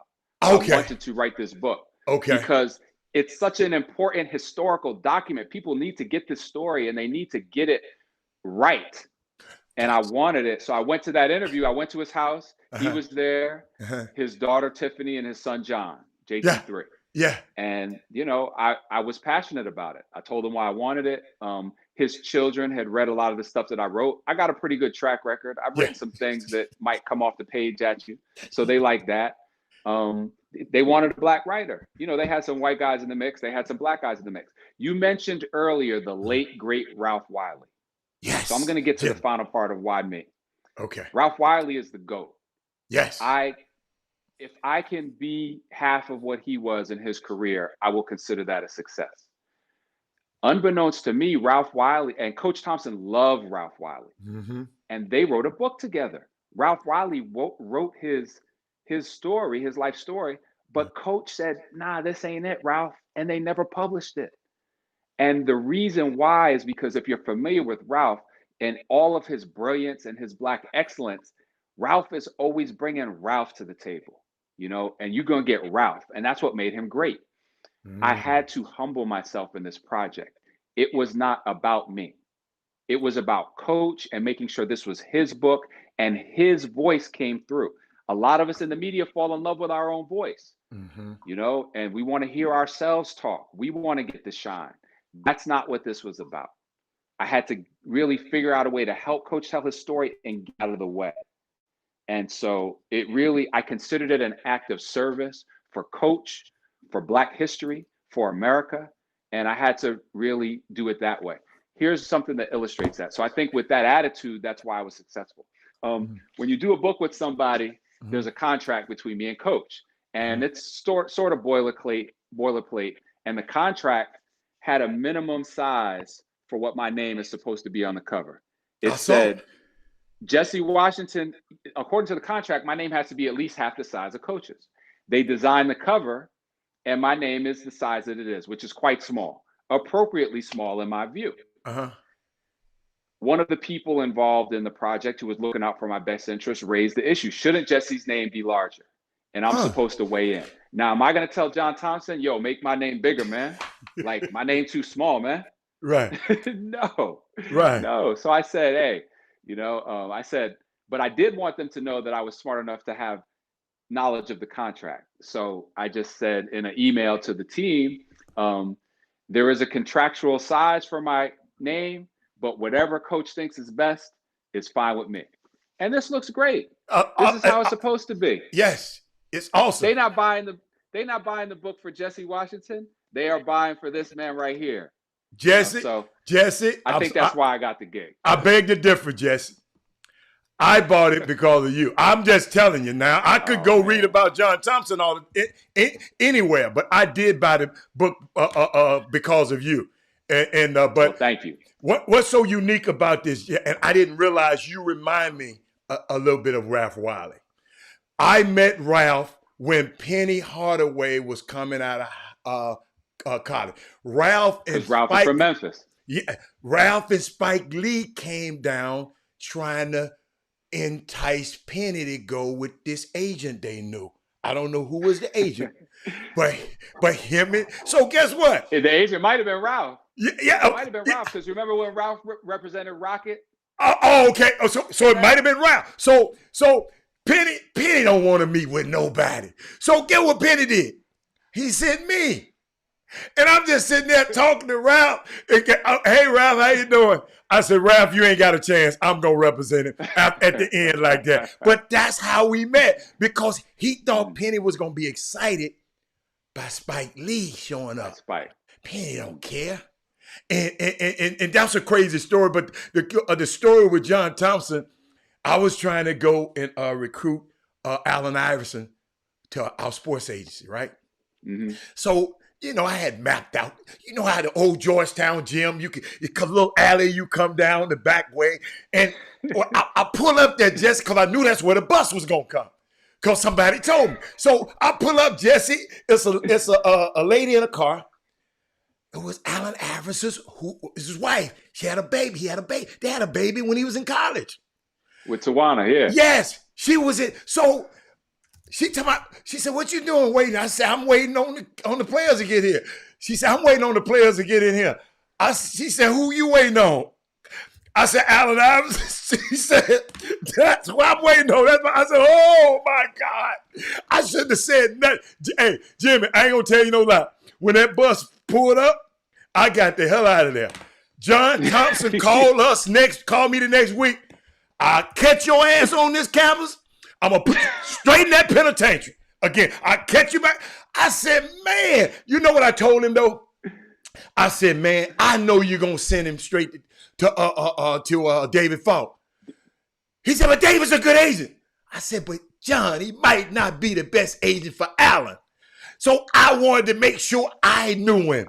John said, let me catch you on this campus. I ain't never go back on Georgetown campus ever again, Jimmy, until I going down there to do something else, not to get a player.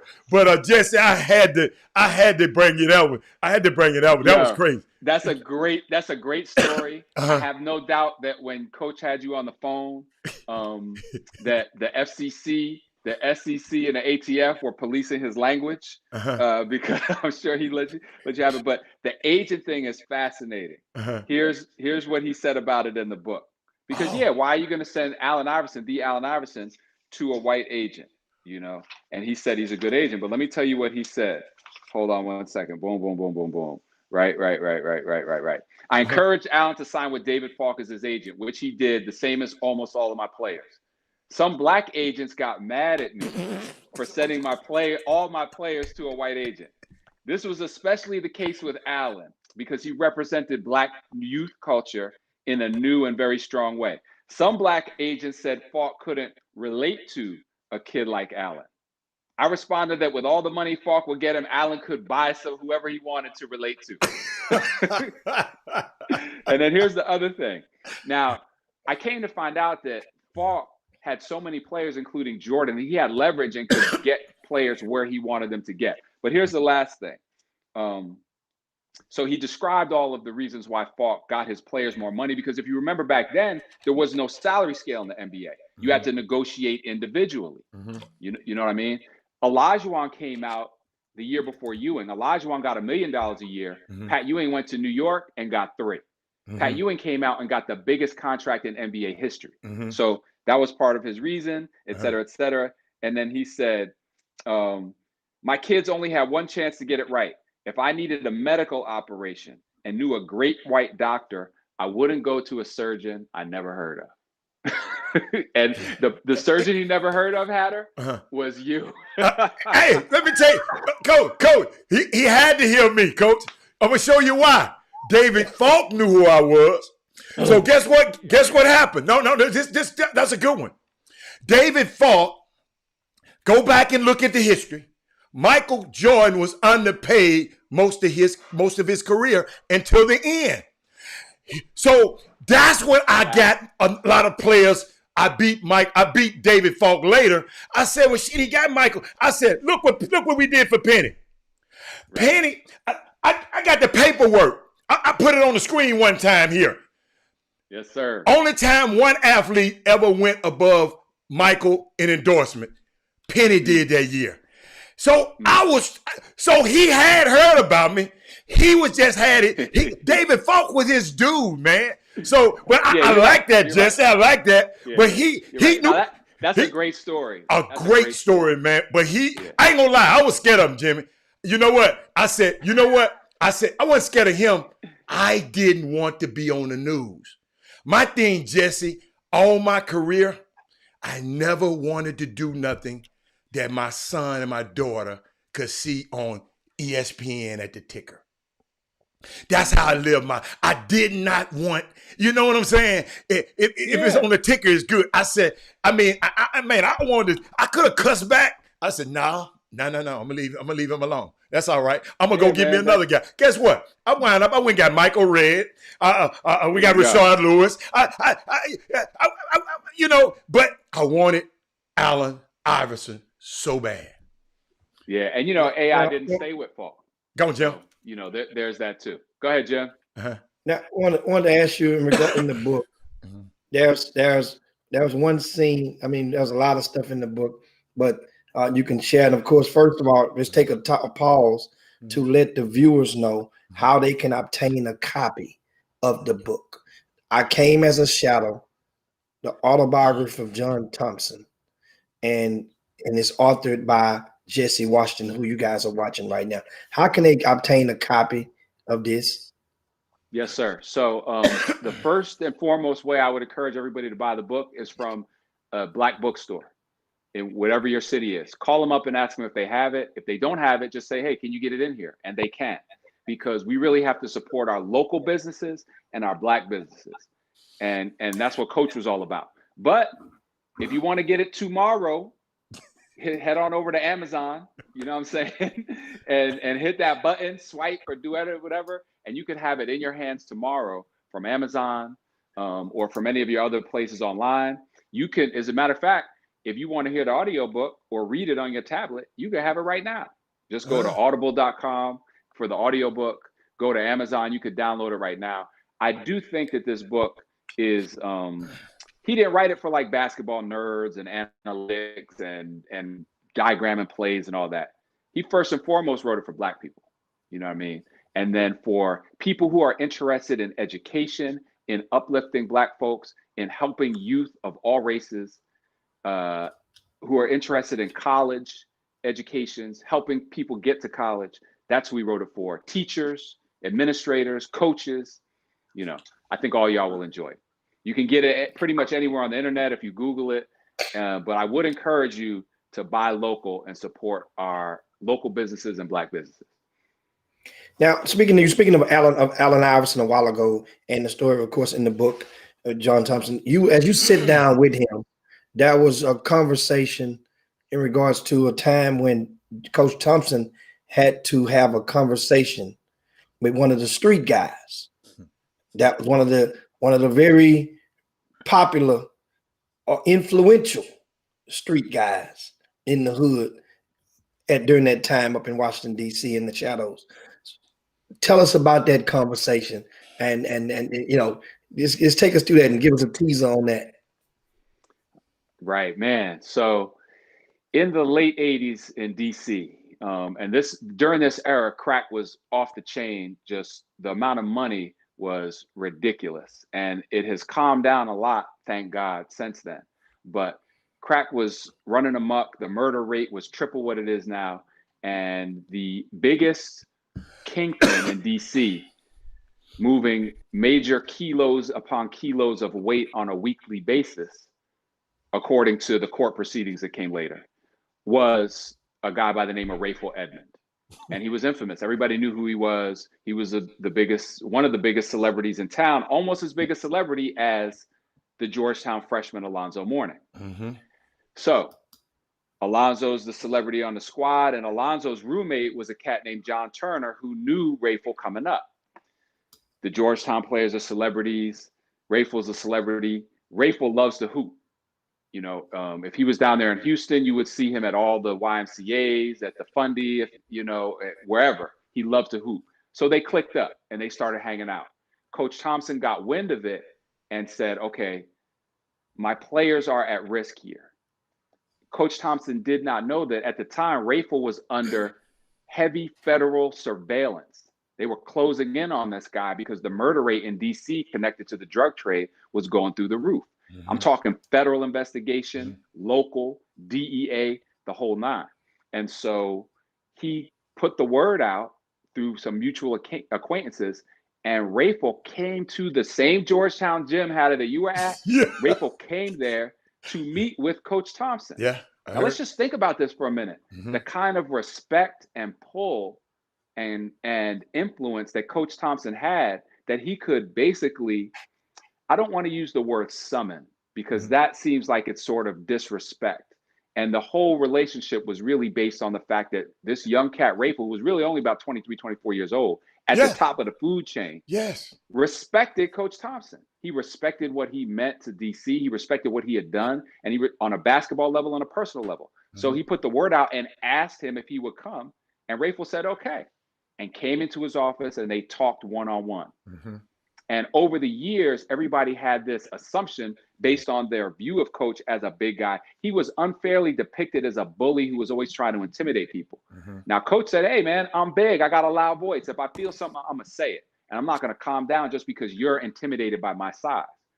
You know, now everybody based on that stereotype thought that he got up in Rayful's face and was like, stay away from my players. If you don't, I'm a this, I'm a that, and threatened him. That was not the case at all. Coach Thompson is way too smart for that. And he says in his book, I would have been stupid to threaten this kid. He had all the cards. I was the one who was at risk. Imagine on the news, people hated Coach Thompson at Georgetown. They would want nothing more than to put on the news, Coach Thompson, players associated with drug dealers. So he had to squash all that. He met with him and did it man to man, face to face. He describes it in detail in the book. But I see it as one of the most amazing accomplishments of his career, that he was able to solve this problem in a discreet way, in a way that protected himself and his program and his players, and didn't go around disrespecting anybody or putting him in danger. And then about 3 or 4 months later, the feds arrested this dude and put him on trial, and he has been incarcerated ever since. You know what's so unique? John Turner, he played at Houston. Great guy. That's right. Great. I mean, one of the coolest guy. And he was just telling me about Rayful. Rayful was a cool dude. You know, he was a gimme. Jimmy, he had 30 body. He had a 30 body count too, they said. Yeah, he had a 30. But he was, but they say he was just cool. And it's just, I keep forgetting about stuff like that, man. It's so unique, Jesse. And Jesse, but I saw something. I read, I was reading reviews. When I got the book, this one dude, he reviewed your book, right? Said great things about your book. But he said something in writing terms that I want you to help me with, okay? He said, the writing is good, as you, although at times the prose, P-O-R-S-E, doesn't sparkle. What the hell did that dude? What was he trying to say about my homeboy before I cuss him out? See, I looked up prose, I studied it, but I'm not a journalist. And I said, no, I want you to put it to me where the goats can get it, like Joe Madison said. What did this dude mean by that? Let me tell you something, man. Okay. I read that. Huh? Oh, you read it? Oh, I read it. Oh, yeah, I read that. Okay. Yeah, this was in a major newspaper. You know what I mean? No, I read it. Uh-huh. Okay. So, all right. I will say that every other review, particularly in the New York Times, where they reviewed it twice, said it was extraordinarily well written. Yes. But here's the biggest thing. This book is Coach's voice. This is how we talk. Coach wasn't beating around the bush. Coach knew a lot of big words, but he wasn't trying to impress you with that. What's the prose part, Coach? What's the prose? Why the prose? He wanted you to say more words, the sparkle. What the hell he wanted you to do? He wanted me to do what I described earlier that I would not do. I'm not there to make myself look good. If you want prose, go to theundefeated.com and click on my tab, and I'm gonna give you prose for days. You want vocabulary? Hey, I could be Yale on you all day. You know what I mean? I could be Yale on you all day. Okay. But that's not what this is about. Right. Me and Coach were debating about something one time because we had a lot of good-natured arguments, and Coach said, yeah, well, sarcastically, what do I know? I just graduated from college. You one of these Yale. Now he sent his son to Princeton. Come on. So this is what the thing is, man. I think that a lot of these sports autobiographies, they bring in this big name person, and that person wants to show you what a good writer they are. And so they write it in a way that doesn't sound authentic to the way that that person talks. Coach has a very distinctive way of speaking that we are familiar with in the Black community, that Coach can give it to you any way you want it to. He's extremely erudite. There's a word for you. There's some pros. As I tell my kids, go Google that. I love that word. That's that's just this year. About 4 years ago at Cornell, I heard somebody talking about an erudite. There you go. Yeah. So you know, man, Coach was just a regular folks, man. Coach was regular folks, and he could get high and mighty on you. He knew a lot of. There was one time he said something about Phil Knight when the first time he sat down with Phil Knight, and he said that's when I understood Phil was not a loquacious person. So Coach had a vocabulary. Coach was extremely intelligent, but that's not how he talked. And I wasn't going to make it that way just for my own benefit. I got plenty of time to write books and articles and give you all the vocabulary you want. My kids is tired of this vocabulary that I be giving them. So I did read that. I took notice of that. Washington Post. I got pissed off. Hold up, Jess. I got a little pissed off. But Jesse, hold on, Jess. Hold up. You know I went further, Jess.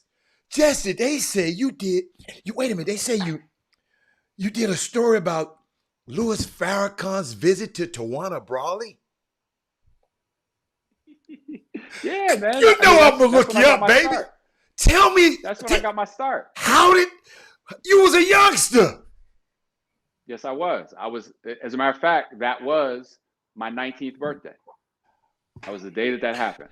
I'm working at the Poughkeepsie Journal, and this is exactly how this happened.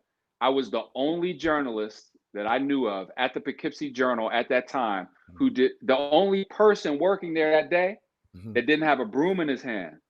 And they knew Farrakhan was coming over there, and he wasn't going to talk to no white people. So they were like, "Oh yeah, that one over there, the intern. Come over here, kid. We sending you over there. Go holler at Farrakhan." So it was a form. It was like, this is 1987, I think. So there was not a lot of us in these newsrooms, and that's how I got my opportunity. I'll bring it back to Coach Thompson. He writes in his book, the reason they hired him, although he was a highly successful coach and turned out to be one of the greatest coaches and educators of all time, they wanted to hire a Black coach. So they gave him the job because he was Black and good, but Black. So even when we're talented, we can't escape these things. So yeah, man, I went to, and by the way, Farrakhan didn't talk to me either, but that's how I got a big assignment. That was my first front page byline of my career, going to cover Louis Farrakhan. There was a big story about early in Al Sharpton's career, big story about a young lady who was an alleged and apparently not really victim of a racial crime. And this is 1987 when so I do go back, man. And you asked how I got the gig, because I've been writing since 1987. So I got a few bylines under my belt. You bad man. You bad. I told y'all in the beginning he was a bad man. Come on, keep going, Jim. What you got, Jim? And I want to ask you in regard to speaking of media, and how do you might take out the time to queue up that the artwork or whatever, the thing from earlier this week, and a lot of the interpretation of a lot of the headlines by people in media. And one of the things I always try to hit home onto the Chop Shop audience is paying attention to who's the author of the article, paying attention to who's the author of the breaking news, and you'll be able to connect your own dots soon enough. If you're just paying attention enough, you'll be able to tell who has the plug if they saying certain things about certain players first all the time or certain team, if you're paying attention. And also things to pay attention to is those triggering those key words that they use when our Black head coaches are removed or in the chain or fired, versus when the white head coaches, the same authors, will use the same words synonymously for when white head coaches are fired. For example, when the white head coach is fired, they will say they're parting ways. Okay. They're going in separate directions. But when the Right. Or the black classic coach, chose to spend more what are they time saying with the his black coach, family. Jesse? Huh? Removed, fired, canned. Yeah. Why is that? Let me make it Well, bigger on the screen, Jesse. All right, Yeah, this there you is quick. an go. example. We let the Right. people see that. That way they can Oh, see wow. Look some at of the this. headlines. These are Uh-huh. different. These are Parted examples. And you can ways. go and talk. You can talk Okay, over it, yep. Jesse. Adam, If- I know I'm reading it, man. Oh, This is okay. you Okay. got receipts, as the kids say. You got receipts. Yeah, the Jets have parted ways with Gase. Jaguars have parted ways with Marone. Where's my man Anthony Lynn? Right. Patricia has been relieved of his duties. Okay, that's a little stronger. Has fired head coach Jim Caldwell, which was a bad firing. The Chargers have fired. Wow, y'all got receipts. Wow. Wow. Yeah. Okay, And I'm going to so send that to yourself, yes. to your phone, because that may be it may inspire you to maybe pen an article about this topic and maybe question some of those authors. And well, here's the thing: Because I work if with you them. were to question some of them, would they? Is that protocol on mainstream media? To question them? Yeah, that's the why do you if say, for example, if you was to ask the author, because those are the same authors of most of them, and you notice use the same words for the white people, but he a different. So it's in their soul, it's entwined in them, and to them, most of them would say, "Well, man, I didn't do nothing. I didn't mean nothing by that. You're stepping on an ant bed. It's not even and it's right there." Right. So how would I handle that? That's a great question. So number one, I believe in the humanity and the opportunity for redemption and improvement for everybody. Yeah. And I still need that. So if it is a colleague, I'm going to point this out to them. I'm going to say, hey man, whether you meant it or not, this is hurtful. You know, and it's wrong. And you might not realize it, but the message that you're sending here is really dangerous and false. You know, and so I would really encourage you to really think and be conscious of this. Because, you know, a lot of times you said it's entwined in their soul, which is another way of saying it's like in water, it's in the air that we breathe, and they do it without thinking.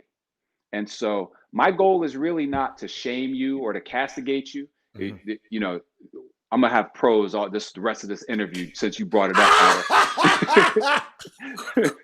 But that's not my intent. My intent is to help you improve, because that's what I want is the outcome, you know? And I think I could do that with, you know, by it's sort of like coaching, you know? How do you get the most out of somebody? Some people, sometimes you know, coach might have to cuss you out, but he's not cussing you out all the time. There's a time for the cussing, and there's a time for the encouragement, you know? So that's how I would deal with it. And plus, you know, I mean, obviously these are people, the more followers you get, the harder it is to change your mind that you're wrong, you know? And who am I? You know, I'm just some dude. So, but I'm really glad that you brought that up and identified it. I think that nowadays, the people who need to change are more likely to change and to accept that than ever before. This 2020 that we just experienced and this racial atmosphere that we find ourselves in, there's a lot of white people and institutions who are finally waking up to systemic racism. Yes. And the fact that it exists and that it's real. And so what you just posted, and that graphic is terrific, is an example of systemic racism in the media. You know, and so people now are finally starting to listen. I would call it to people's attention and look for opportunities to change. And then you got to follow up and you got to be vigilant. So the next coach who gets fired, let's get this consistent language. I may be persuaded to go up the food chain if needed. I give ESPN a lot of credit for creating and empowering this Black platform called The Undefeated. And we have a tremendous talent, array of talent there. This is a multi-million-dollar investment and operation that they have made. And it's a business too. So we're not doing this for free. It ain't no handouts over here. And we have leaders at The Undefeated who carry real weight and influence at ESPN. And so you can start to percolate it through those channels. These are the ways that I would deal with this important issue that y'all highlighted. Thanks for doing that. That's awesome. Man, thank you. And of course, this guy's Jesse Washington, man, with The Undefeated. Make sure you get the book. Jimmy, hold up, Jimmy. Jimmy, hold on. Before you go there, I'd be remiss. Jesse, just a couple of days. You know, I found out you was a Kappa. We got a lot of Kappas on the thing. Yes, okay. We got a lot of Kappas on our screen right now. And you were a DJ. Hey, Jimmy, he was a DJ in college. And he played a little ball. Hey, y'all, y'all got this dude over here with all of this pros. But this, hey, I'm gonna give you your flowers right now and follow him, y'all, on. Hey, Jesse, the pictures you posted today from the images of the Capitol building, and I was saying, wow. I just said, okay. Yeah, but and you know, that's the example. I'm a word guy, but let me just get out the way. Okay. Let me just bring this to you. This is what it is. I don't need to, I try to be humble with it, man. I do. And I'm very grateful and a little bit embarrassed about you bringing up all these accomplishments and stuff. You're going to have my kids on the show to tell you what a loser their dad is. Okay. But, I do believe that the Brothers of Kappa Alpha Psi are all about achievement in every field of human endeavor. Yes. And so I try to, I try to excel and I try to give excellent service to others and be of some use to our society with the work. I think Coach's book is of great use to society. And so, it's very kind of you to go through and read all my, so-called accomplishments. I will say that immediately stage left, the turntables is still in effect. So you got wax? You got wax, or you one of those guys that got the little thing? What you got? I'm ambidextrous. I can go any way you want it, baby. I got wax. Okay. I got Serato. I got cassettes. What you need? Wow. Jimmy, man, I like that. Hey, man. Jimmy, Hey, Jesse. At some point when this pandemic clear up, Chop Shop, we're gonna give something down here. We're going to do something soon as it's able. We're going to give a private VIP party. We're going to have all the athletes. We're going to have everybody. And guess what, Jimmy? We're gonna use your services. We're going to pay you. We're going to fly you down. You feel me? Yes, sir. And you be the DJ and talk about whatever else you want to do, man. But a great book. Man, I am. Let me tell you, Jason ass in trouble. He gonna mess around, boy. They gonna get the locks changed at that house. No, I ain't gonna let him get. No, he ain't gonna get in trouble with me.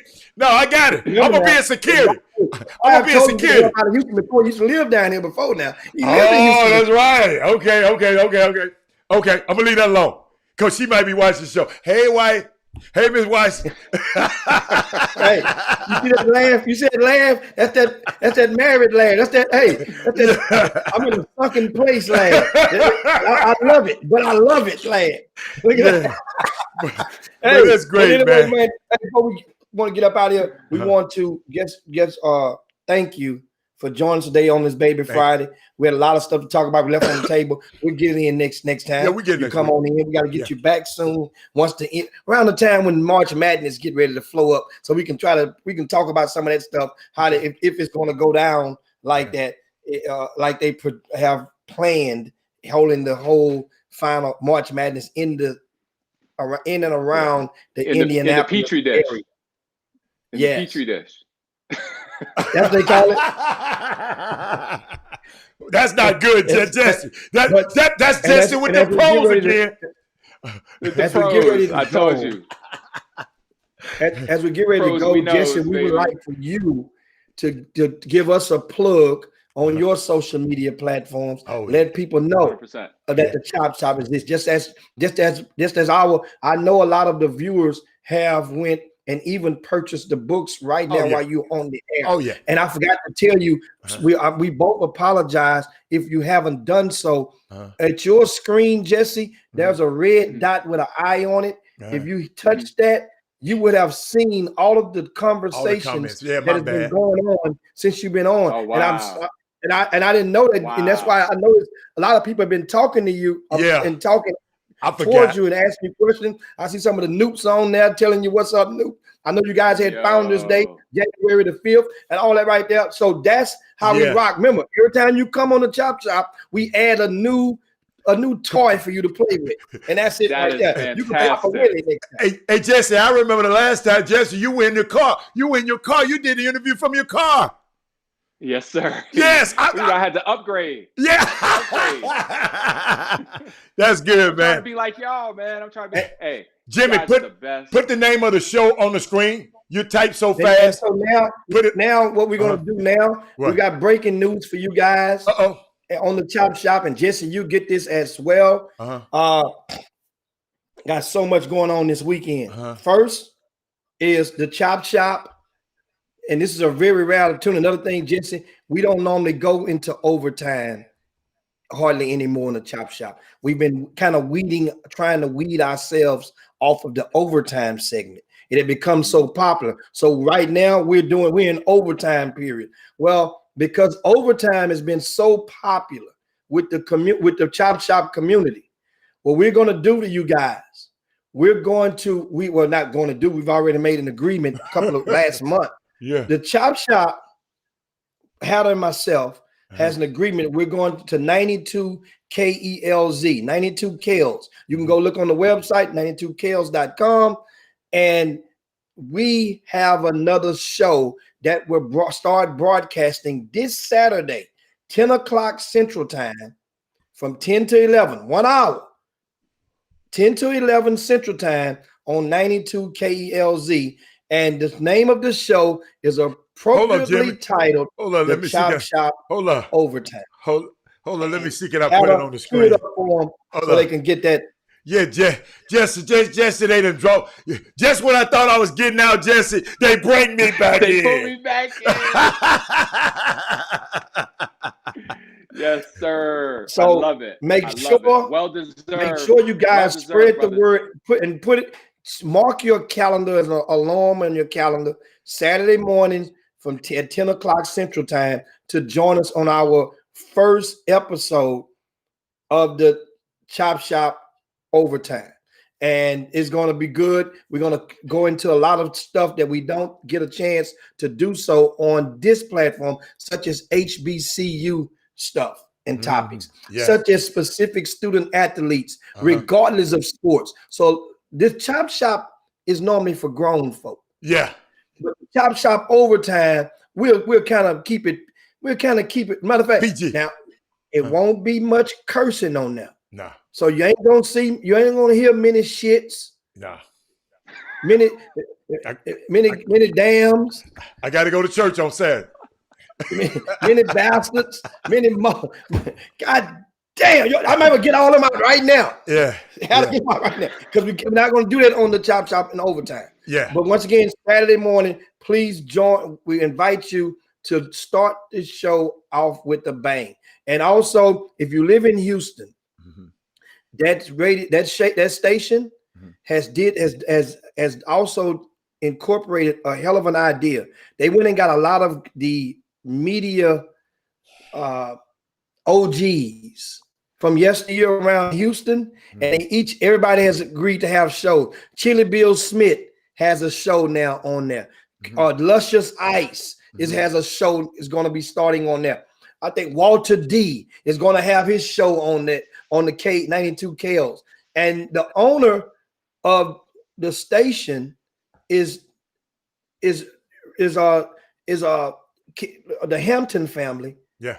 Kevin Hampton and his daughter his daughter, but that's right, the brother of Rodney Hampton and the niece of Rodney Hampton and their family that used to play for New York Giants from out of Houston's Cashmere High School. They're the owners. A. Bella Bell Bond. You guys in Houston may remember them as that. But once again, this going down on Saturday morning. Also, I got more news, Howard, for you guys and also for you as well, Jesse. I'm down here. We're down there just trying to keep the candle lit, and that is I'm returning to the television screen for my 20th season. So it'll be 20 seasons. And in case many of you guys didn't know, that I will have been on actual television in the Houston area. On channel 57, The Cube, KUBE, I will be on this Saturday at halftime of the North Shore versus Austin Westlake state semifinal football game. We're going to be doing a promo for my new segment, our new high school basketball segment, which actually starts the following Friday. Every week, we're going to broadcast. We meaning I'm one of the producers with the TV station on this project. Well, the key word is consultant on this project with KUBE, and we're going to broadcast a high school basketball game live on television every week. And that's those schedule of games. We will post them on rcssports.com. You will also be able to get them on our social media platforms. But starting January the 15th, the first game will be Cy Lakes at Cy Ranch. That's the first game. We're going to promote this. So if you're watching the North Shore Austin Westlake game, that game will be televised on this Saturday, 2 p.m. Central Time. North Shore, Jesse, they're ranked number 2 in the country in USA Today. North Shore is very, very good. They're undefeated. They've won state 2 years in a row. Everybody in Texas is waiting on North Shore versus Duncanville Part 3. They both have met in the championship each of the past 2 years. Remember 2 years ago, North Shore went viral with the Hail Mary at the buzzer, the 50-yard bomb that the kid caught in the back of the end zone that captivated the hearts of many. So, well, that team is playing this weekend, and if they win, and if Duncanville win, they will meet up again for the 3rd year in a row in Dallas on the following weekend. I might even go up there, Hatter, for that. I don't know. I'm thinking, I don't know. Jesse, I ain't going. Jesse, I ain't going nowhere. That's too cool. Until Anthony Fauci tell me I can go. I ain't going nowhere. Hey, he been doing good by me. I want to give another piece of news on this. And I'm gonna, you ever broke some news and the person you're breaking news about, they don't even know it. You always do it. Yep. You always do that. Well, Jeffrey Day I'm going to throw him a bone. Remember, I hired Jeffrey Day on October the 1st, RCS Sports, and I told him, when I move, you gonna eat. When I move, you gonna move. So I found a way. Jeffrey Day, we have a meeting shortly, and Jeffrey Day, his video content, I'm going to make sure that the television station uses his clips during all of the highlights that I'm talking during the voiceovers on the show on my segment weekly. Okay. His stuff. Awesome. So that's how we gonna rock. That means when they watching the show, they have his logo on there, and we rocking like that. He don't know it yet, but he's supposed to know it in a few minutes, but he know it now because he's on YouTube. That's how we do. Right. That's it. And that's cool. That's cool because I learned that listening to this morning on the Joe Madison show, you had Representative Al Green was on there this morning, and one of the things that Al Green said that stuck to me is about people when you're in position of power. He said a lot of times people in positions of power are so consumed with retaining the power that they don't take out the time, black folk we're talking about, to distribute some of that power to the powerless. Send the elevator back down. Yes. Send it So back down. that's what I try to do, moving along, and that's. But we want to thank everybody. And once again, it's a lot of stuff to digest with what's going on this weekend. We got, once again, make sure you tune in to the Chop Shop Overtime. Wow. 92 Kelz. That's KELZ.com. You can listen to it and check us out. It's going to be good. And also, Jesse Washington, man, thank you so much. Let them know how they can follow you on social media before you get up out of here. Yeah. At Jesse Washington, that's where I'm at. JESSE. For erudite pros all day, every day. Hey, I love it. I can't wait. I wish I could tweet that dude back. Say, man, you got to be out your mind. I'm gonna find out who he is. I know who he is. It's in my notes, and I'm gonna tweet him and say, dude, you got to be out your rabbit ass mind. See, I can curse today. I can't cuss on Saturday. You got to be out your rabbit mind talking about that book. But it's all good, baby. Appreciate y'all, man. Appreciate y'all. Love y'all, man. Y'all are the best, man. Thank you so much. All right, baby. Jimmy, man. get us out of here, Jimmy. Take us out of here. Guys, It is that time to slide down Dino's back and yabba dabba do this thing.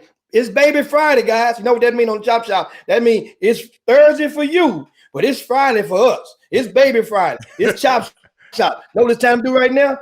What? I'm gonna tell you something. I get this bougie water and I put it with a little bit of that Crown, and then it goes down. Happy hour time, baby. Chop Shop. Yabba dabba do. This is why I'm headed right here, Jesse. I'm headed to hit that golf ball in a few minutes. So let me out. That look like you holding a video game. It ain't look like nothing. Yeah. We up peace, man. We up out here. Chop Shop. Jim Hicks. Rob Hatter. You are now tuned in to the Chop Shop. I'm Retro. Let's get it. We in the Chop Shop. We live in the Chop Shop. We talking sports talk. We live in the Chop Shop. We in the Chop Shop. I'm talking sports talk. So turn your dials up. It's live in the Chop Shop. We in the Chop Shop. We live in the Chop Shop. We talking sports talk. We live in the Chop Shop.